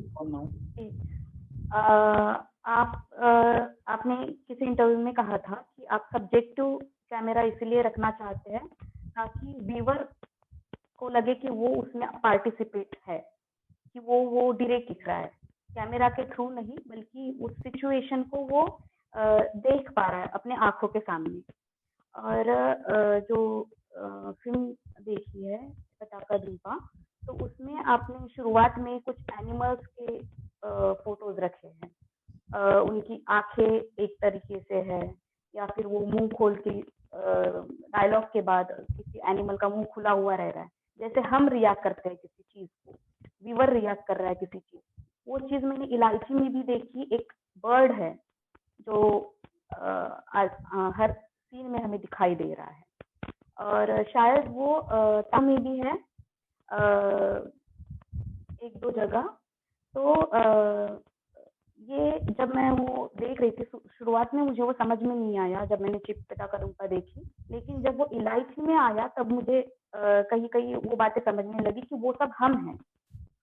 हालांकि चिप पटाका दुम्पा में शुरुआत में उन लड़कियों के अलावा हमें कोई इंसान आजू बाजू दिख नहीं रहे हैं, वो विटनेस कर रहे हैं वो प्रोसेस, लेकिन वो सब एनिमल्स जो है उनके एक्सप्रेशंस हम देख पा रहे हैं। तो मुझे और ये चीज साइको में भी है कि जब वो होटल में आती है और वहां पे ऊपर बर्ड्स होते हैं टंगे हुए और वो बन के देख रहे हैं, और वही जो फीलिंग है वो हम में भी है, जो देख रहा है व्यूअर, कि वो छुपा रहे हैं लेकिन हम एक पावर पोजीशन से उसको देख रहे हैं, कि जो हम कहते हैं कि 4 लोग हमें देख रहे हैं, वो 4 लोग हमें दिखते नहीं है लेकिन वो मौजूद होते हैं। तो क्या ये सही है जो मैंने उसके बारे में सोचा है? बिल्कुल। तो आप जो सब्जेक्टिव पर्सपेक्टिव की बात कर रही हैं, सब्जेक्टिव कैमरा, वो हर फिल्म पे सेम ऑब्जेक्टिव से मैंने यूज नहीं किया है, थोड़ा अलग अलग ऑब्जेक्टिव है। जैसे अगली बार में उसका जो रोल है सब्जेक्टिव कैमरा का, वो चिप पटाका दुम्पा में थोड़ा अलग है, बट ब्रॉडली जो आपने कहा बिल्कुल सही है। मुझे लगता है ये मीडियम सिनेमा का पिछले 10 साल में जिस पैमाने पे हम इमेजेस और मूविंग इमेजेस कंज्यूम कर रहे हैं अपने डिवाइसेस पर, हमारे अंदर का वॉयर जाग गया है। हम सब वॉयर्स हैं। हम सबको हर किसी और की जिंदगी में बहुत दिलचस्पी है। हम सोशल मीडिया पे, इंस्टाग्राम पे, फेसबुक पे दूसरों की लाइफ में ज्यादा दिलचस्पी रखते हैं। तो समवेयर मुझे वो फोन कैमरा, वो वेब कैमरा में वो वॉयरिस्टिक क्वालिटी दिखती है, वो वॉयरिस्टिक टेंडेंसी दिखती है कि हम मौजूद ना होकर भी मौजूद हैं, पर हमको आप गुनहगार नहीं ठहरा सकते क्योंकि हम थे नहीं, बट हम देख रहे थे और हमने अगर कोई रेप हो रही थी या कोई वायलेंट एक्ट हो रहा था, हमने कुछ किया नहीं उसके बारे में, पर हम रियल टाइम में उसको कंज्यूम कर रहे थे। तो क्या हम कंप्लिसिट नहीं है उस क्राइम में? तो कहीं ना कहीं मुझे वो सब्जेक्टिव कैमरा मुझे एक टूल मिल गया जो क्लासिकल कैमरा आपको अलाउ नहीं करती। जैसे आपने फोर्थ वॉल ब्रेक किया, उसका बहुत बड़ा मायने होना चाहिए, नहीं तो आप नहीं कर सकते। बट जैसे ये डिवाइस कैमरा हो गया, मैं वर्टिकल फ्रेम में चला गया, आप मुझे क्वेश्चन नहीं करोगे, क्योंकि आप वैसे ही इमेज को 24 घंटे 7 दिन हफ्ते में 365 दिन साल में आप कंज्यूम कर रहे हो। हर इंसान दुनिया में आज की तारीख में कर रहा है, और हमारा ब्रेन उसको ऑड नहीं मानता। तो मैंने वो चीज अगली बार में मैंने ऑब्जर्व किया, हड़प लिया, और अपने वॉइस का मैंने एक हिस्सा बना लिया कि अगर मुझे ऑडियंस को कंप्लिसिट करना है, अगर मुझे बताना है उनको कि आप इसका हिस्सा हो, आप भी इस वायलेंट एक्ट का एक परपिट्रेटर हो। आप ये नहीं कह सकते कि मैं तो घर पे बैठा था, मैं तो वहां मौजूद था ही नहीं, बट आप रियल टाइम में उसको देख रहे थे और आपने कुछ किया नहीं उसके बारे में। तो it gives me a chance to make every viewer complicit in the crime. तो हर फिल्म में अज्जी के वो मैनिकिन सीन में, इनफैक्ट भोसले में भी एक अलग तरीके से, it's actually not device camera, but in the climax मैंने उनके सर पे मैंने आईफोन फिक्स किया। तो पूरा क्लाइमैक्स शौचालय के अंदर फर्स्ट पर्सन पीओवी में प्ले ऑफ होता है, कोई ऑब्जेक्टिव कैमरा है नहीं, एक दो शॉट्स है, बट प्राइमरीली वो पीओवीज में प्ले ऑफ होता है, क्योंकि मुझे डिवाइस मिल गया। जैसे ही बड़ा कैमरा आता, वो कैमरा मैन को ऑपरेट करना पड़ता, बट क्योंकि वो फोन है, मैंने दोनों के सर पे माइनिंग हेलमेट लगाकर नट बोल्ट से फिक्स कर दिया। और जैसे ही वो पीओवीज में चला गया, आपको लगा कि आप उसको मार रहे हो, आप मार खा रहे हो, कहीं ना कहीं वो एक वॉयरिस्टिक गेज के साथ मैं खेलने लगा। और वो जो एक बड़ी फिलॉसफी भोसले में भी मैं कहने की कोशिश कर रहा हूँ कि इस हालात को के आप भी जिम्मेदार हो, मुझे वो कैमरा और वो पर्सपेक्टिव मुझे एनेबल करता है, एम्पावर करता है। तो चिपटा का दुम्पा में मैंने वो कैमरा यूज भी नहीं किया है, मैंने एक्चुअली सिर्फ लोगों को नॉट इवन लोग, मैं एक फैंटास्टिकल अजीब क्रीचर्स को मैंने दिखाया हंसते हुए, बट वो सब कैमरा के अंदर देख रहे हैं, मैंने फोर्थ वॉल ब्रेक किया है, तो आप उनका हिस्सा बन गया। Voyeurism, I am always playing with voyeurism, और ये टेक्नोलॉजी ने मुझे एम्पावर किया। ये टेक्नोलॉजी नहीं होती, मेरा ये वॉइस नहीं होता। Thank you for covering that question Priyanka. ना एग्जैक्टली सेम सवाल मेरा था कि आपकी मतलब मोस्ट ऑफ फिल्मों में मोबाइल कैमरा का बहुत ज्यादा इस्तेमाल किया जाता है, और वो अब अविनाश, मैं तुम्हारा सवाल कंप्लीट करता हूँ। तुम पूछोगे क्या मैं स्क्रिप्ट में ये लिख लेता हूँ? नहीं, इस बार मैं स्क्रिप्ट के बारे में नहीं पूछने वाला इस बार मैं स्क्रिप्ट के बारे में बिल्कुल नहीं पूछने वाला, बट वो कहीं ना कहीं मतलब मोबाइल कैमरा का कैमरा के प्रति जो आपका प्यार है ना, वो दिखता है पूरी फिल्मों में, और उसकी मदद से ही हमें थोड़ा सा इंगेजिंग और इन्वॉल्विंग बड़ा फील करवाता है वो। मतलब for me films are to experience, और वो आपके 5 सेंसेस तक अगर पहुंच गई तो मतलब it's a credit to makers in that case.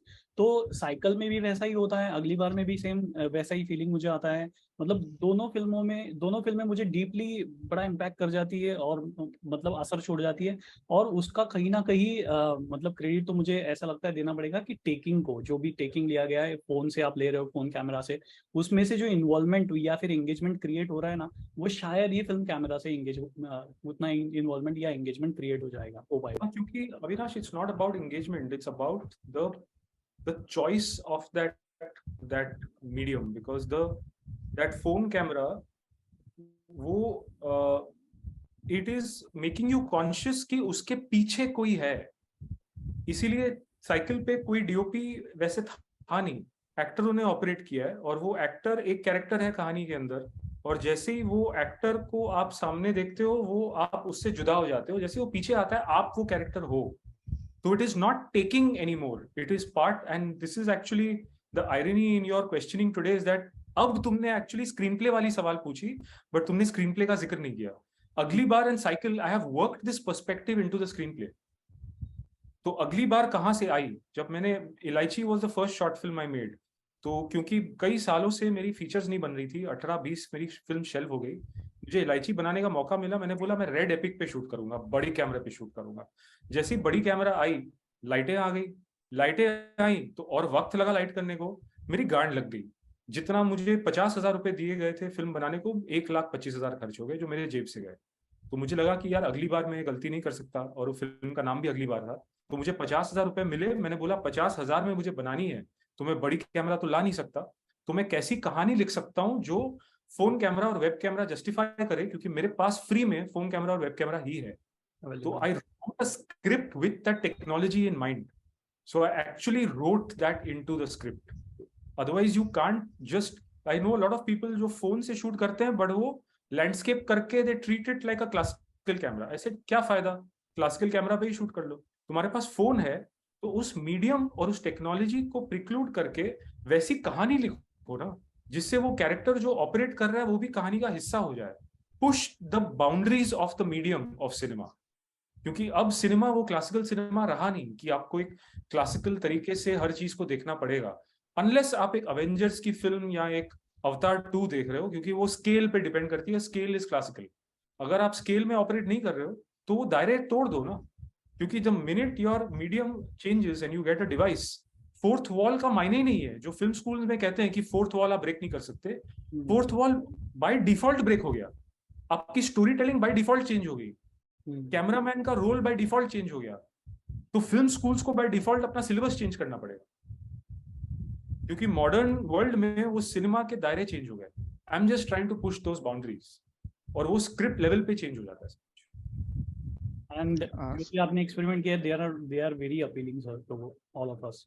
Yes Mithilesh sir. Avinash sir थोड़ा डिस्टर्ब करना था। यस यस हाँ सर को ये पूछना था कि आपने जो अभी सिनेमा की जो डेफिनेशन चेंज हो गई है उसके बारे में बोला, तो सुना है कि आपके साइकिल को फिल्म मानने से ही किसी फिल्म फेस्टिवल के एक जूरी ने इनकार कर दिया था, क्या ये सच है? yes. मैं उस फेस्टिवल का नाम नहीं लूंगा, बहुत बड़ी फेस्टिवल है, और उन्होंने साइकिल को वीडियो कहा, उन्होंने कहा ये सिनेमा है ही नहीं, तो फिल्म फेस्टिवल में कैसे दिखाया है, जाकर वीडियो के जो एवेन्यूज है वहां पर दिखाओ। और यही चीज एक्चुअली अगली बार के साथ भी हुआ। एंड एक्चुअली अगेन एक बहुत बड़ी फेस्टिवल की ग्रैंड जूरी प्राइज मिल गई अगली बार को, बट 3 जजेस थे उस जूरी में, और एक थोड़े सीनियर थे, इंटरनेशनल फिल्म मेकर थे, और उनको भी अगली बार वीडियो लगी, सिनेमा नहीं लगी। पर बाकी 2 जो जूरी थे वो यंग फिल्म मेकर्स थे, थोड़े एक्सपेरिमेंटल थे, वो लड़ गए। उन्होंने कहा जो सिनेमा क्लासिकल सिनेमा के दायरे तोड़ रहा है आप उसको मीडियम से हटा नहीं सकते, क्योंकि मीडियम के दायरे चेंज हो रहे हैं। तो वो लड़ गए और उन्होंने एक्चुअली वॉकआउट स्टेज किया, और फिर उनको वापस बुलाया गया और अवार्ड मुझे दिया गया। तो जैसे ही आप डिवाइस पे शूट करते हो, है थोड़े क्लासिकल सिनेमा को एक तरीके से समझने वाले लोग, which is a large population, a large chunk of the population of the film festival juries and selection committees, तो वो इसको रिजेक्ट ही कर देते हैं। जैसे अज्जी पे भी मैंने एक चैलेंज फेस की, तब सारेगामा ने प्रोड्यूस की थी अज्जी, और ये 2016 की बात है, नेटफ्लिक्स तभी आया ही था, 1 साल हुआ था नेटफ्लिक्स को इंडिया में। तो नेटफ्लिक्स के, और अज्जी नेटफ्लिक्स पे जाने वाली थी, तो नेटफ्लिक्स के कुछ नियम थे, और वो नियम ये थे कि इमेज पूरी फिल्म की 100% 8K क्वालिटी की होनी पड़ेगी। तो आपको अलेक्सा पे भी आप शूट नहीं कर सकते, आपको रेड पे शूट करना पड़ेगा, क्योंकि अलेक्सा भी मैक्सिमम 6K दे रहा था तब। पर मैंने 2 पूरे सीन्स मैंने फोन पे शूट किए, और वो कह रहे थे अपराइज इमेज नहीं, कि मतलब आप 2K 4K पे शूट करो, फिर पोस्ट में अपराइज करके 8K करो। दे सेड नहीं, आपका रॉ फुटेज 8K का होना पड़ेगा। तो मेरे प्रोड्यूसर्स मुझसे लड़ गए कि तुम ये 2 सीन्स फोन पे शूट कर ही नहीं सकते। तो मैंने कहा मैं करूंगा ही, क्योंकि मैं जो कहना चाहता हूँ इन सीन से, एक बंदा दूसरे बंदे को शूट कर रहा है, और मैं उस डिवाइस के फुटेज में घुसना चाहता हूँ, क्योंकि मैं ऑडियंस को, जैसे मैंने कहा, वॉयरिस्टिक बताना चाहता हूँ कि ये मैनिकिन को रेप कर रहा है और आप बैठकर देख रहे हो, और मैं क्लासिकल फ्रेमिंग, ऑब्जेक्टिव फ्रेमिंग से कर नहीं पाऊंगा। तो मैं लड़ गया, मैंने वो शूट की, और नेटफ्लिक्स ने पहली एक्सेप्शन करी उनके 1.5 साल के उस पीरियड में फॉर अज्जी, क्योंकि फिर उसके बाद रूल्स चेंज हो गए उनके, फिर वो अलाउ करने लगे। तो वो सिनेमा की तरह ट्रीट ही नहीं कर रहे थे। आज शायद थोड़ा चेंज हुआ है, बट साइकिल को भी 2-3 जगह से रिजेक्शंस आई, बट वो क्यों रिजेक्ट कर रहे हैं उन्होंने बताया नहीं। बट एक जगह से मुझे अंदर से खबर मिली कि उनको लगा कि ये सिनेमा है ही नहीं, ये वीडियो है, तो इसको यूट्यूब पे स्ट्रीम करो, फिल्म फेस्टिवल्स क्यों भेज रहे हो तुम? Avinash sir. Sir, we have a question from one of our viewer. Wish Mukherjee उनका नाम है. You have said that you stick to close, tight up shots and an intricate sound design for your own films because budgets haven't allowed you to indulge in wide establishing shots like Bela Tar. What would be your cinematic language if there were no budgetary constraints? No idea. मैं इसके बारे में 1000 बार सोच चुका हूँ कि मेरी, जैसे मैंने कहा, मेरी 18 फिल्में शेल हुई 2005 और 13 के बीच. बहुत कम लोगों को ये पता है, पर मैं 4 साल यशराज फिल्म्स के साथ था. मैं बंटी और बबली का एसोसिएट डायरेक्टर था. Then they signed me for a 3 film deal और मेरी पहली फिल्म पे 2.5 साल मैंने काम की, फिर वो फिल्म शेल हो गई. तो मैं आज अगर वो फिल्म शेल नहीं होती, मैं एक अलग जर्नी पे नहीं जाता, क्योंकि मैंने वो 3 फिल्म डील छोड़कर मैं निकल पड़ा. मैंने कहा यार मुझे मजा नहीं आ रहा है, पता नहीं मैं यहाँ था भी क्यों. पर अगर वो जर्नी मुकाम तक पहुंचती, वो क्या वॉइस होती मेरी, मुझे नहीं मालूम. क्योंकि हर आर्टिस्ट की वॉइस उसके हालात भी शेप करते हैं. अगर वैन गॉग पे वो वैन गॉग उन हालात से ना गुजरता, उसकी वो पेंटरली वॉइस नहीं होती. काफका भूखमरी से नहीं मरता, उसकी वो राइटरली वॉइस नहीं होती. तो हालात भी शेप करती है आपकी वॉइस को. पर अगर आपके पास रिसोर्सेज होते, क्या वॉइस होती आपकी, ना काफका कह सकता, ना वैन गॉग कह सकता है, ना मैं कह पाऊंगा. नहीं मालूम. Thank you. One more question there is from one of the viewers, Samarth Sonawne उनका नाम है. Sir, can you ask them on what basis they decide the title of their?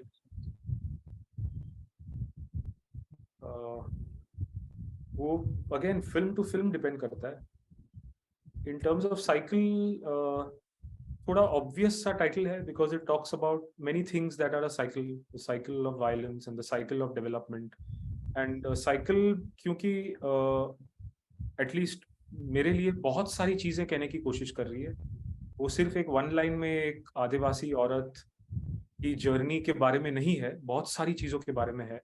Gender भी है, तो डेवलपमेंट भी है, एक सिस्टमिक फोर्स जो स्टेट यूज करती है लोगों की आवाज को दबाने के लिए, उसके बारे में भी है. एक वायलेंस जो अपने आप को खत्म कर देती है, उसके बारे में भी है. और कहीं ना कहीं वो एक आदिवासी जिसकी जमीन स्टेट ले लेता है, उसको कॉम्पनसेशन नहीं मिलता और वो बंदूक उठा लेती है, उसके बारे में भी है. तो कहीं ना कहीं मुझे एक टाइटल चाहिए था जो इतना सिंपल हो कि पूरी दुनिया में हर कोई समझ सके और एलियनेट ना फील करे. क्योंकि एक फिल्म जो बहुत सारी चीजें बहुत लेयर्स में कहने की कोशिश कर रही है, उसका एक कॉम्प्लेक्स टाइटल रखो तो आप फिल्म को एक्सेस ही नहीं कर पाते. और वैसे भी साइकिल थोड़ी मुश्किल फिल्म है एक्सेस करना उसको. तो वो फिल्म की टाइटल सिंपल रखने का एक रीजन ये था कि वो एक्सेस कर सके एक व्यूअर. ची पटाका दुम्पा फिल्म एक्सप्लोर करने के बहुत पहले टाइटल आ गई मेरे पास. मुझे इतना मैं क्लियर था कि ये फिल्म की टाइटल इतनी ओपन एंडेड और इतनी एम्बिग्यूअस और इतनी फन होनी चाहिए कि हर इंसान जो उस फिल्म को देखे कुछ अलग ले जाए, कुछ अलग तरीके से उस फिल्म को अपनाए, कुछ अलग मायने निकाले. तो फिल्म के बनाने के दौरान भी मेरी टीम ने बार बार पूछा कि इसका मतलब क्या है, ऐसे तुमको क्या लगा. और जिसने भी जो भी कहा ऐसे वही है. रौनक और अमन चीपटा का दुम्पा पे कुछ कहना चाहेंगे? आपके लिए चीपटा का दुम्पा का मतलब क्या है?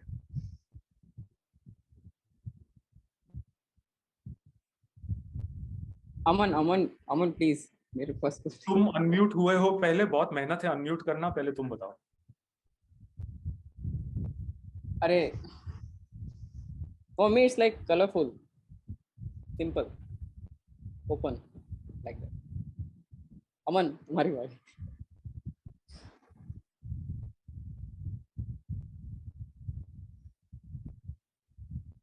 मैंने एक सेकंड, अमन को राइट्स तो दे दिए.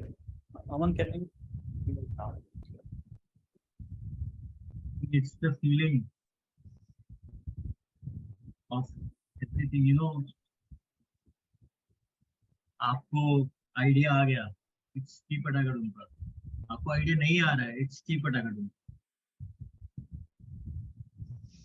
इनफैक्ट बहुत सारे लोग हैं फेस्टिवल्स में, जब इस फिल्म के बारे में लोग बात करते हैं तो मैंने बहुत सारे इंट्रोडक्शंस और फेस्टिवल ज्यूरीज और फेस्टिवल Q&A कंडक्टर्स को टाइटल लेते हुए देखा है जब भी कोई वो शब्द बोलता है, वो एक ब्रिटिशर हो, श्रीलंकन हो, अफ्रीकन हो या इंडियन हो, थोड़ा मुस्कुराता है। मेरी बस वो नियत थी उस टाइटल के साथ। आप लोग एक बार बोल के देखो, चिपड़ा का दुम्पा। एक साथ बोले सर। एक साथ बोलो। हाँ, चीपटा का दुम्पा। चिपटा एक अजीब एक मुस्कान की फीलिंग आती है, पता नहीं बिल्कुल। क्यों। तो इट वाज दैट। और वो टाइटल मतलब चिपटा का डुम्पा, हम जब फिल्म देख देख के कंप्लीट हो गई तो शायद मैं रिलेट भी कर पाया उसको कि it is a bursting out something. वो जो फीलिंग है, वो जो बताना चाह रहे हो आप कि चरम सुख की प्राप्ति है, तो वो जो बर्स्ट होता है तो हाँ। वो उससे भी रिलेट कर पाते हैं हम। सेम साइकिल पे भी मैं रिलेट कर पाया कि ये कहीं रुकने वाला नहीं है, मतलब it is endless, it is will keep on going, ये चल रहा है। जैसे भोसले है, उस कैरेक्टर की कहानी है ना, उसका कोई फर्स्ट नेम नहीं है, हम में से कोई भी भोसले हो सकता है जो उस सिस्टम के साथ में लड़ रहा है, झगड़ रहा है, अपनी जर्नी खुद फॉलो कर रहा है। मतलब या फिर कैरेक्टर्स के जो नाम आपने दिए, चिप पटाखा डुम्पा में भी जो कैरेक्टर्स के नाम हैं, जैसे कि Tamanna which represents the desire, या फिर Santosh, Santosh is again that extreme happiness that you feel after the orgasm.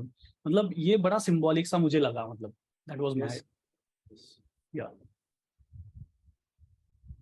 So Mitesh sir, Priyanka, do you have any more questions? नहीं, हो गए अभी सर को, मतलब क्वेश्चन तो बहुत सारे, पर कहाँ तक खींचे? Literally, sir, we are मतलब hungry enough to ask few more questions, but हाँ, मतलब इतने सारे सवाल है कि जैसे अभी साइकिल में जो चीटी का ये था, तो उसके बारे में बात करनी थी, तो मतलब तो बात करने बैठे तो वो बहुत दूर तक जाएगी। तो जो व्यूअर्स से मितेश सर सिंबोलिज्म के बारे में शायद पूछना चाह रहा है कि हाँ चीटी का या फिर बाकी जो फिल्मों में सिंबोलिज्म्स का इवन चिप मटाप का दुम्पा में जो स्टैच्यूज के आपको फेसेस दिख रहे हैं, it represents the people around you जो सुन रहे हैं आपकी बातें, या फिर वो उसी वियर्ड तरीके से रिएक्शन दे रहे हैं उन सब चीजों पे। मतलब ये जो सिंबोलिज्म आता है शायद उनके बारे में मितेश सर पूछना चाह रहे हैं। Sorry to interrupt you sir if I am. Please यही पूछना था, पर मैं अभी हिचक रहा हूँ कि सर को कितना स्ट्रेच करें। एक्चुअली जो सिंबलिज्म, मेटाफर, सबटेक्स्ट ऐसी चीजें हैं ना कि वो सवाल नहीं है, वो आपके ऑब्जर्वेशंस हैं। क्योंकि वो सारे ऑब्जर्वेशंस जो आप इन सिंबलिज्म एंड सबटेक्स्ट आप पकड़ोगे वो सारे जायज हैं। तो मैं अपनी तरफ से मैं कभी एक ठोस तरीके से एक सिंबलिज्म या सबटेक्स्ट को समझाऊंगा कभी नहीं, क्योंकि इतनी मेहनत से हमने फिल्म में डाली है जैसे वो आप उसको अपना बना सको, नहीं तो वो वर्क नहीं करती। अगर वो एक ही मीनिंग होता उसका और वो बहुत ही उसी मीनिंग पे वो बात खत्म हो जाती, फिर वो शायद एक कॉन्वर्सेशन स्टार्टर नहीं होता। फिर आपको नहीं लगता कि इसके नीचे भी कुछ और है क्या, इसके बारे में हम पूछे, क्योंकि आपको लग रहा है इसके नीचे कुछ और है, मतलब वो आपका हो गया, फिर मैं उसको और समझाना नहीं चाहूंगा।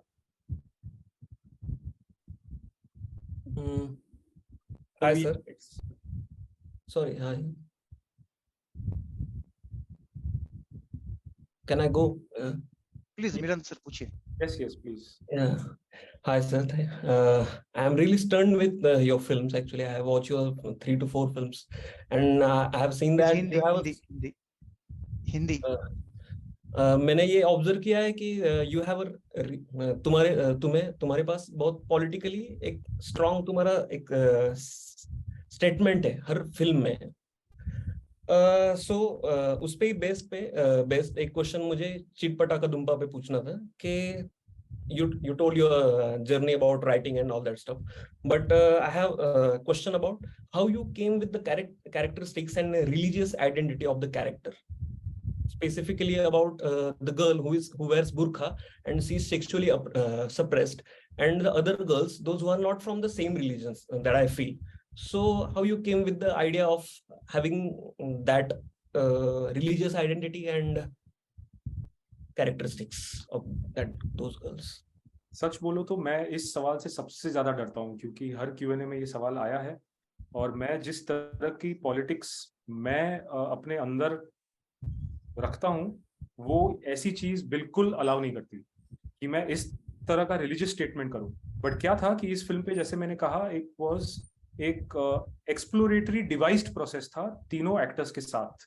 तो मेरे पास एक नियत थी एक फीमेल सेक्सुअलिटी को एक्सप्लोर करने की, और स्मॉल टाउन, क्योंकि तीनों एक्टर्स खुद स्मॉल टाउन से आते हैं, तो इसीलिए मैंने इन 3 एक्टर्स को अपने साथ, प्राइमरीली 2 एक्टर्स को, भूमिका दुबे और इप्सिता चक्रवर्ती, जो तेजा और संतो प्ले करती हैं, उनको मैंने क्रिएशन प्रोसेस के साथ जोड़ा, और हमने तब वो कैरेक्टर्स का इजाद करना शुरू किया।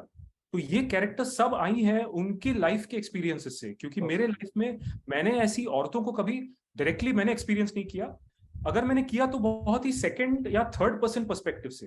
तो अंदर क्या बीत रही है उनकी, मैं इस लाइफ टाइम में तो मैं इमेजिन नहीं कर सकता, पूरी ऑथेंटिसिटी से इमेजिन नहीं कर सकता। तो तमन्ना इप्सिता के एक स्कूल के दोस्त थी, और वो बुरके में आती थी, क्योंकि इप्सिता खुद जयपुर की है, और जयपुर में तब हिंदू और मुसलमान दोनों ऑलमोस्ट एक बराबर का मिक्स है एक सर्टेन तबके में। तो उसके क्लास में काफी सारी मुसलमान स्टूडेंट्स भी थी, और वो खुद एक हिंदू स्टूडेंट थी इप्सिता। तो एक लड़की थी जो बुरके में आती, और इप्सिता को पूरे स्कूल लाइफ के दौरान ऑलमोस्ट 10 इयर्स बहुत क्यूरियोसिटी थी उस लड़की को लेकर, क्योंकि स्कूल के वक्त ही उसकी शादी हो गई, और जब भी वो लाइट बैंटर होती है ना 16, 17, 18 की उम्र में, वो लाइट बैंटर को वो एंगेज नहीं कर पाती थी, वो करना चाहती थी पर नहीं कर पाती थी। तो इप्सिता को इप्सिता के जहन में वो लड़की इतना डीपली बस गई थी दैट शी ब्रॉट न्यूआंसेस। और अभी आप पूछोगे कि तमन्ना तो किसी और ने प्ले किया, पर इस फिल्म में एक और इंटरेस्टिंग चीज हुई। मैं वर्कशॉप्स के दौरान एक चीज हर फिल्म पे करता हूँ, मैं एक्टर्स को उनके कैरेक्टर्स एक बार दे चुका होता हूँ, मैं फिर 10-12 दिन के बाद मैं उनको स्वैप करता हूँ कि आप लोग एक दूसरे का कैरेक्टर प्ले करो, जैसे आप और एम्पैथेटिक हो जाओ सामने के कैरेक्टर को लेकर। जैसे फॉर एग्जांपल भोसले में जब विलास, संतोष जुवेकर प्लेस विलास, इप्सिता प्लेड सीता, तो Vilas rape Sita towards the end of that film. तो मैंने वर्कशॉप में रिवर्स कर दिया कि मैंने इप्सिता को विलास बनाया और संतोष को सीता, जैसे संतोष वो फील करे कि कैसा होता है रेप होना, जैसे और एक डेप्थ ऑफ कैरेक्टराइजेशन आ सके। तो यहां भी हमने स्वैप एक्सरसाइजेस करी। जब हमने स्वैप करी, क्योंकि इप्सिता 2 महीने तक इप्सिता तमन्ना कर रही थी, इप्सिता ने अपने एक्सपीरियंस से तमन्ना को तैयार किया। हमने जब स्वैप किया, सबको दिखा कि अन्नपूर्णा तो तमन्ना को और अलग लेवल पे ले जा रही है, तो हमने वो रहने दिया। और मैंने शूट के कुछ 8 या 10 दिन पहले मैंने ये स्वैप करके कैरेक्टर्स बदल दिए दोनों के। बट ये हुआ कि ऐसा फिर लगने लगा कि एक मुसलमान औरत को 2 हिंदू औरतें इमेंसिपेट कर रही है। तो इसको लेकर पूरी टीम ने बहुत डिबेट किया कि ये गलत मैसेज ना पहुंचाए ऑडियंस तक। पर ये इतनी सच्चाई से निकले हुए कैरेक्टर्स थे, और वो प्रोसेस को मैं फिर नकार नहीं सका, क्योंकि वो प्रोसेस ही था जिसने वो स्क्रिप्ट को तैयार किया। वो डिवाइस प्रोसेस थिएटर की हमने इस स्क्रिप्ट को डिवाइस किया। अब इसको इस बेसिस पे चेंज करना कि मेरी पॉलिटिक्स अलग है, शायद वो जिस एनर्जी से इन तीनों ने वो कैरेक्टर्स को परफॉर्म किया ना, जो कमराडरी दिखती है उन तीनों में, क्योंकि वो उनके एक्सपीरियंस से निकली हुई कैरेक्टर्स हैं, मैं शायद वो खो देता। तो मैंने ये एक डेंजर था मेरे लिए, पर मैंने इसको रहने दिया, और मैंने खुद को अंदर से मजबूत किया। इन तीनों एक्टर्स से मैंने बात की कि ये सवाल आएगा, और इस सवाल को हमको इस तरीके से ऑथेंटिसिटी से जवाब देना है कि यार ये उस डिवाइस प्रोसेस से निकल कर आया, और हम उसको, हाँ, उसमें रुकावट, हमारी पॉलिटिक्स को एक रुकावट बनाकर हमने आने नहीं दिया। बट ये डेंजरस है, एक डेंजरस मैसेज भेजती है, बट ये हमारी नियत नहीं थी। और यहाँ पे शायद ये फिल्म थोड़ी इट फॉल्स शॉर्ट, क्योंकि शायद हम कुछ करके ये मैसेजिंग को भी हम रोक सकते थे, बट वो इतनी प्योरिटी से वो प्रोसेस से वो कैरेक्टर्स आए कि मैंने उसको होने दिया। I'm glad, sir. I'm glad that you said this thing because मैं ये बहुत सोच रहा था. You have that. तुम्हारे पास ये चीज है कि तुम जब शॉर्ट कर रहे हो तो तुम जैसे चाहो उस तरीके से तुम उसको अप्रोच कर सको. And you did this thing. And ये चीज not this thing, but the overall process जैसे तुमने इसको अप्रोच किया फिल्म बनाने के लिए, उससे मैं बहुत इम्प्रेस हूँ. I am literally impressed by this things and I would love to explore. क्योंकि एक और सुंदर चीज है, मैंने स्मॉल टाउन में देखा है, हमने ये फिल्म शूट की भोपाल में, जहां से भूमिका दुबे आती है. अब Bhopal has one of the largest population, minority populations in the country. So she has grown up around Muslims without even realizing the difference between a Hindu and a Muslim. तो somewhere for us that was also exciting कि of course 2 Hindu लड़कियां हैं, एक मुस्लिम लड़की है. Of course मुस्लिम लड़की है जो सेक्स को लेकर थोड़ी ऑर्थोडॉक्स हैं पर क्यूरियस भी है, बट उनके स्मॉल टाउन अपब्रिंगिंग में वो हिंदू मुस्लिम के बीच का फर्क ही नहीं है एक पॉइंट के बाद, कि वो इतनी कमराडरी और इतनी कंफर्ट है उन तीनों के बीच कि वो रिलीजन को पीछे छोड़ जाती हैं जब वो सेक्स की बातें करने लगती हैं. तो मेरे लिए वो भी एक्साइटिंग था कि एक पॉइंट के बाद ना आई एम होपिंग कि ऑडियंस भी रिलीजन को पीछे छोड़ जाएगी और वो 3 दोस्त और 3 औरतों की एनर्जी में समा जाएगी audience. Thank you. Sir, there is one question from Milin in chat. I'll read the question. Sir, do you keep audience in your mind while making any film? Example, your film should be easy to understand or one must decode it to understand? Again, very difficult question, and it shouldn't be asked like a binary. Should it be easy to understand or hard to decode? क्योंकि कोई binary नहीं है, इन दोनों के बीच बहुत बड़ा spectrum है. And before I continue, एक चीज अमन, तुमने जो फ्रांसवा ट्रूफो का एक कोट शेयर किया था कुछ दिन पहले, तुम्हारे सामने है क्या?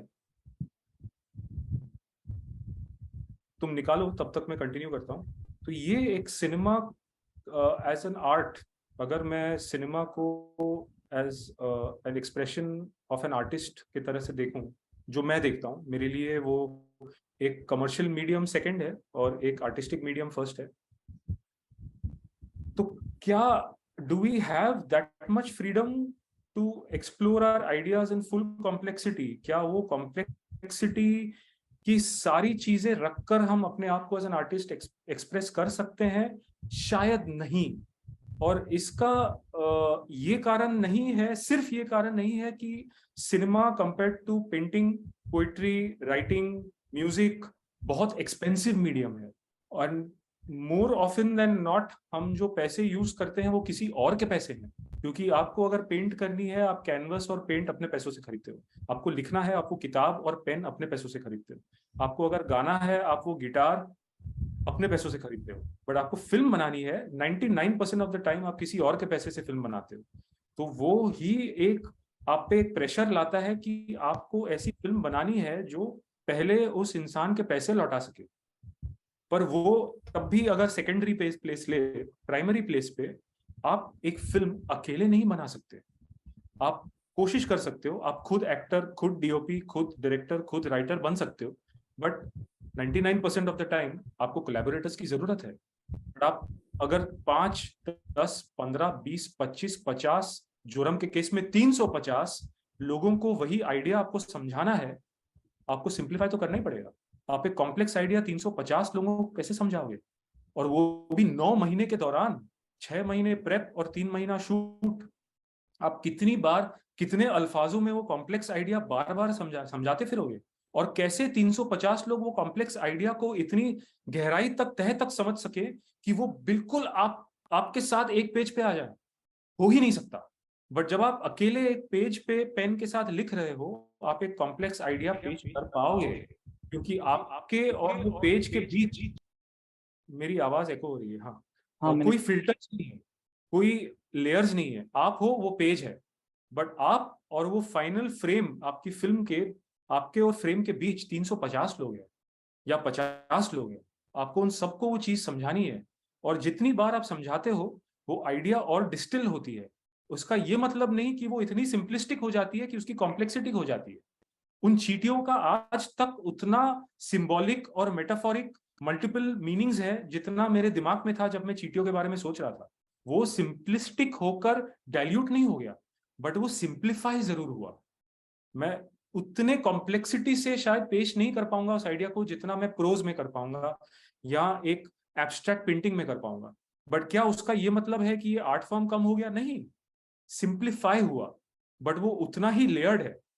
सिंपल और सिंपलिस्टिक दो अलग चीज है, एंड ऑफन हम इन दो चीजों को कंफ्यूज कर देते हैं. और सिंपल होना और कॉम्प्लेक्स रहना, इन दोनों के बीच एक बहुत ही लंबा स्पेक्ट्रम है, और आप अपने आप को कहीं भी प्लेस कर सकते हो.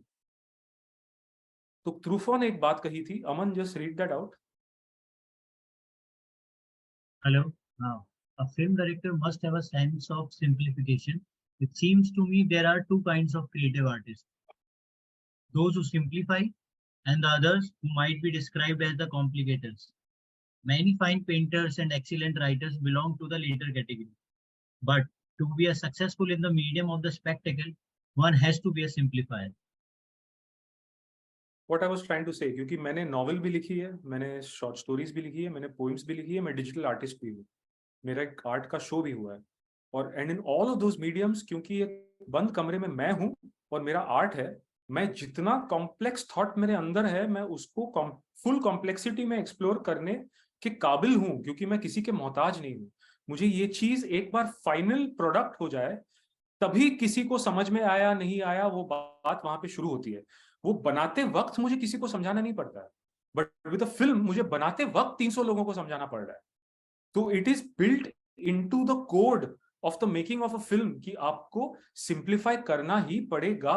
अगर आपको वो पसंद है ना पसंद है, आपके पास वो चॉइस है ही नहीं। अब लोग इस चीज पे आर्ग्यू कर सकते हैं कि तारकोफ्स्की की फिल्म्स तो बड़ी कॉम्प्लेक्स है।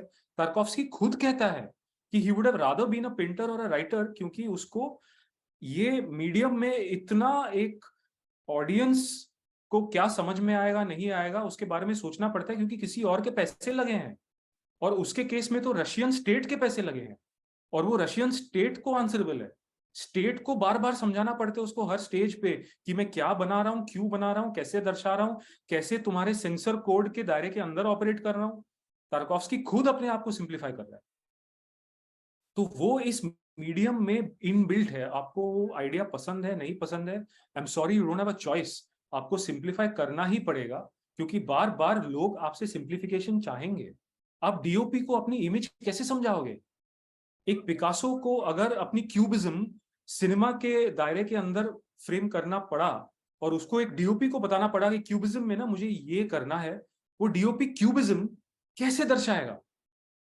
पिकासो को सिंप्लीफाई करना पड़ेगा क्यूबिज्म। जैसे ही उसने सिंप्लीफाई किया, क्यूबिज्म क्यूबिज्म नहीं रहा, कुछ और बन गया। Did Picasso compromise? No, he just operated within the दायरा of cinema. Nicely said, sir. So, मेरे हिसाब से we are running out of time.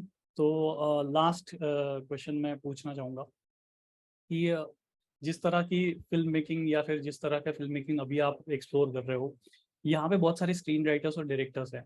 So what would be your advice for the screen writers and directors keeping all your filmography in mind? No advice. No advice is good advice. Just keep doing and learn from your mistakes. ये मैं बार बार, अमन और रौनक will vouch for this, मैं बार बार यही कहता हूँ कि आप करके जो नहीं सीखोगे, मतलब जो सीखोगे आप सुन के एडवाइस लेकर तो कतई नहीं सीख पाओगे। क्योंकि मेरे लिए जो वर्क करता है, चांसेस आर वेरी लिटिल कि आपके लिए वर्क करेगा। आपको अपना रास्ता, अपने टूल्स खुद निकालने हैं। सिर्फ एक चीज कहूंगा कि एज स्क्रीन राइटर्स ना, ये हॉलीवुड की देन है फिर से, कि हॉलीवुड ने इतना जॉब स्पेशलाइज कर दिया ना कि स्क्रीन राइटर्स लिखते हैं, डीओपी शूट करता है, डायरेक्टर पता नहीं क्या करता है। आज तक मेरे लिए डायरेक्टर क्या करता है थोड़ी मिस्ट्री है, क्योंकि मुझे लगता है कि डायरेक्टर डीओपी भी है, साउंड डिजाइनर भी है, राइटर भी है। But in Hollywood and in Bollywood directors are seen as managers, कि आप सबको मैनेज कर लो, just pick the best HODs, pick the best actors, फिर आपका काम ही क्या है, फिल्म बन जाएगी खुद ब खुद। बट मुझे लगता है कि वो उससे ज्यादा गलत चीज नहीं है। बट हॉलीवुड ने हमको ऐसे सोचने पे मजबूर कर दिया है, इतना जॉब स्पेशलाइज करके।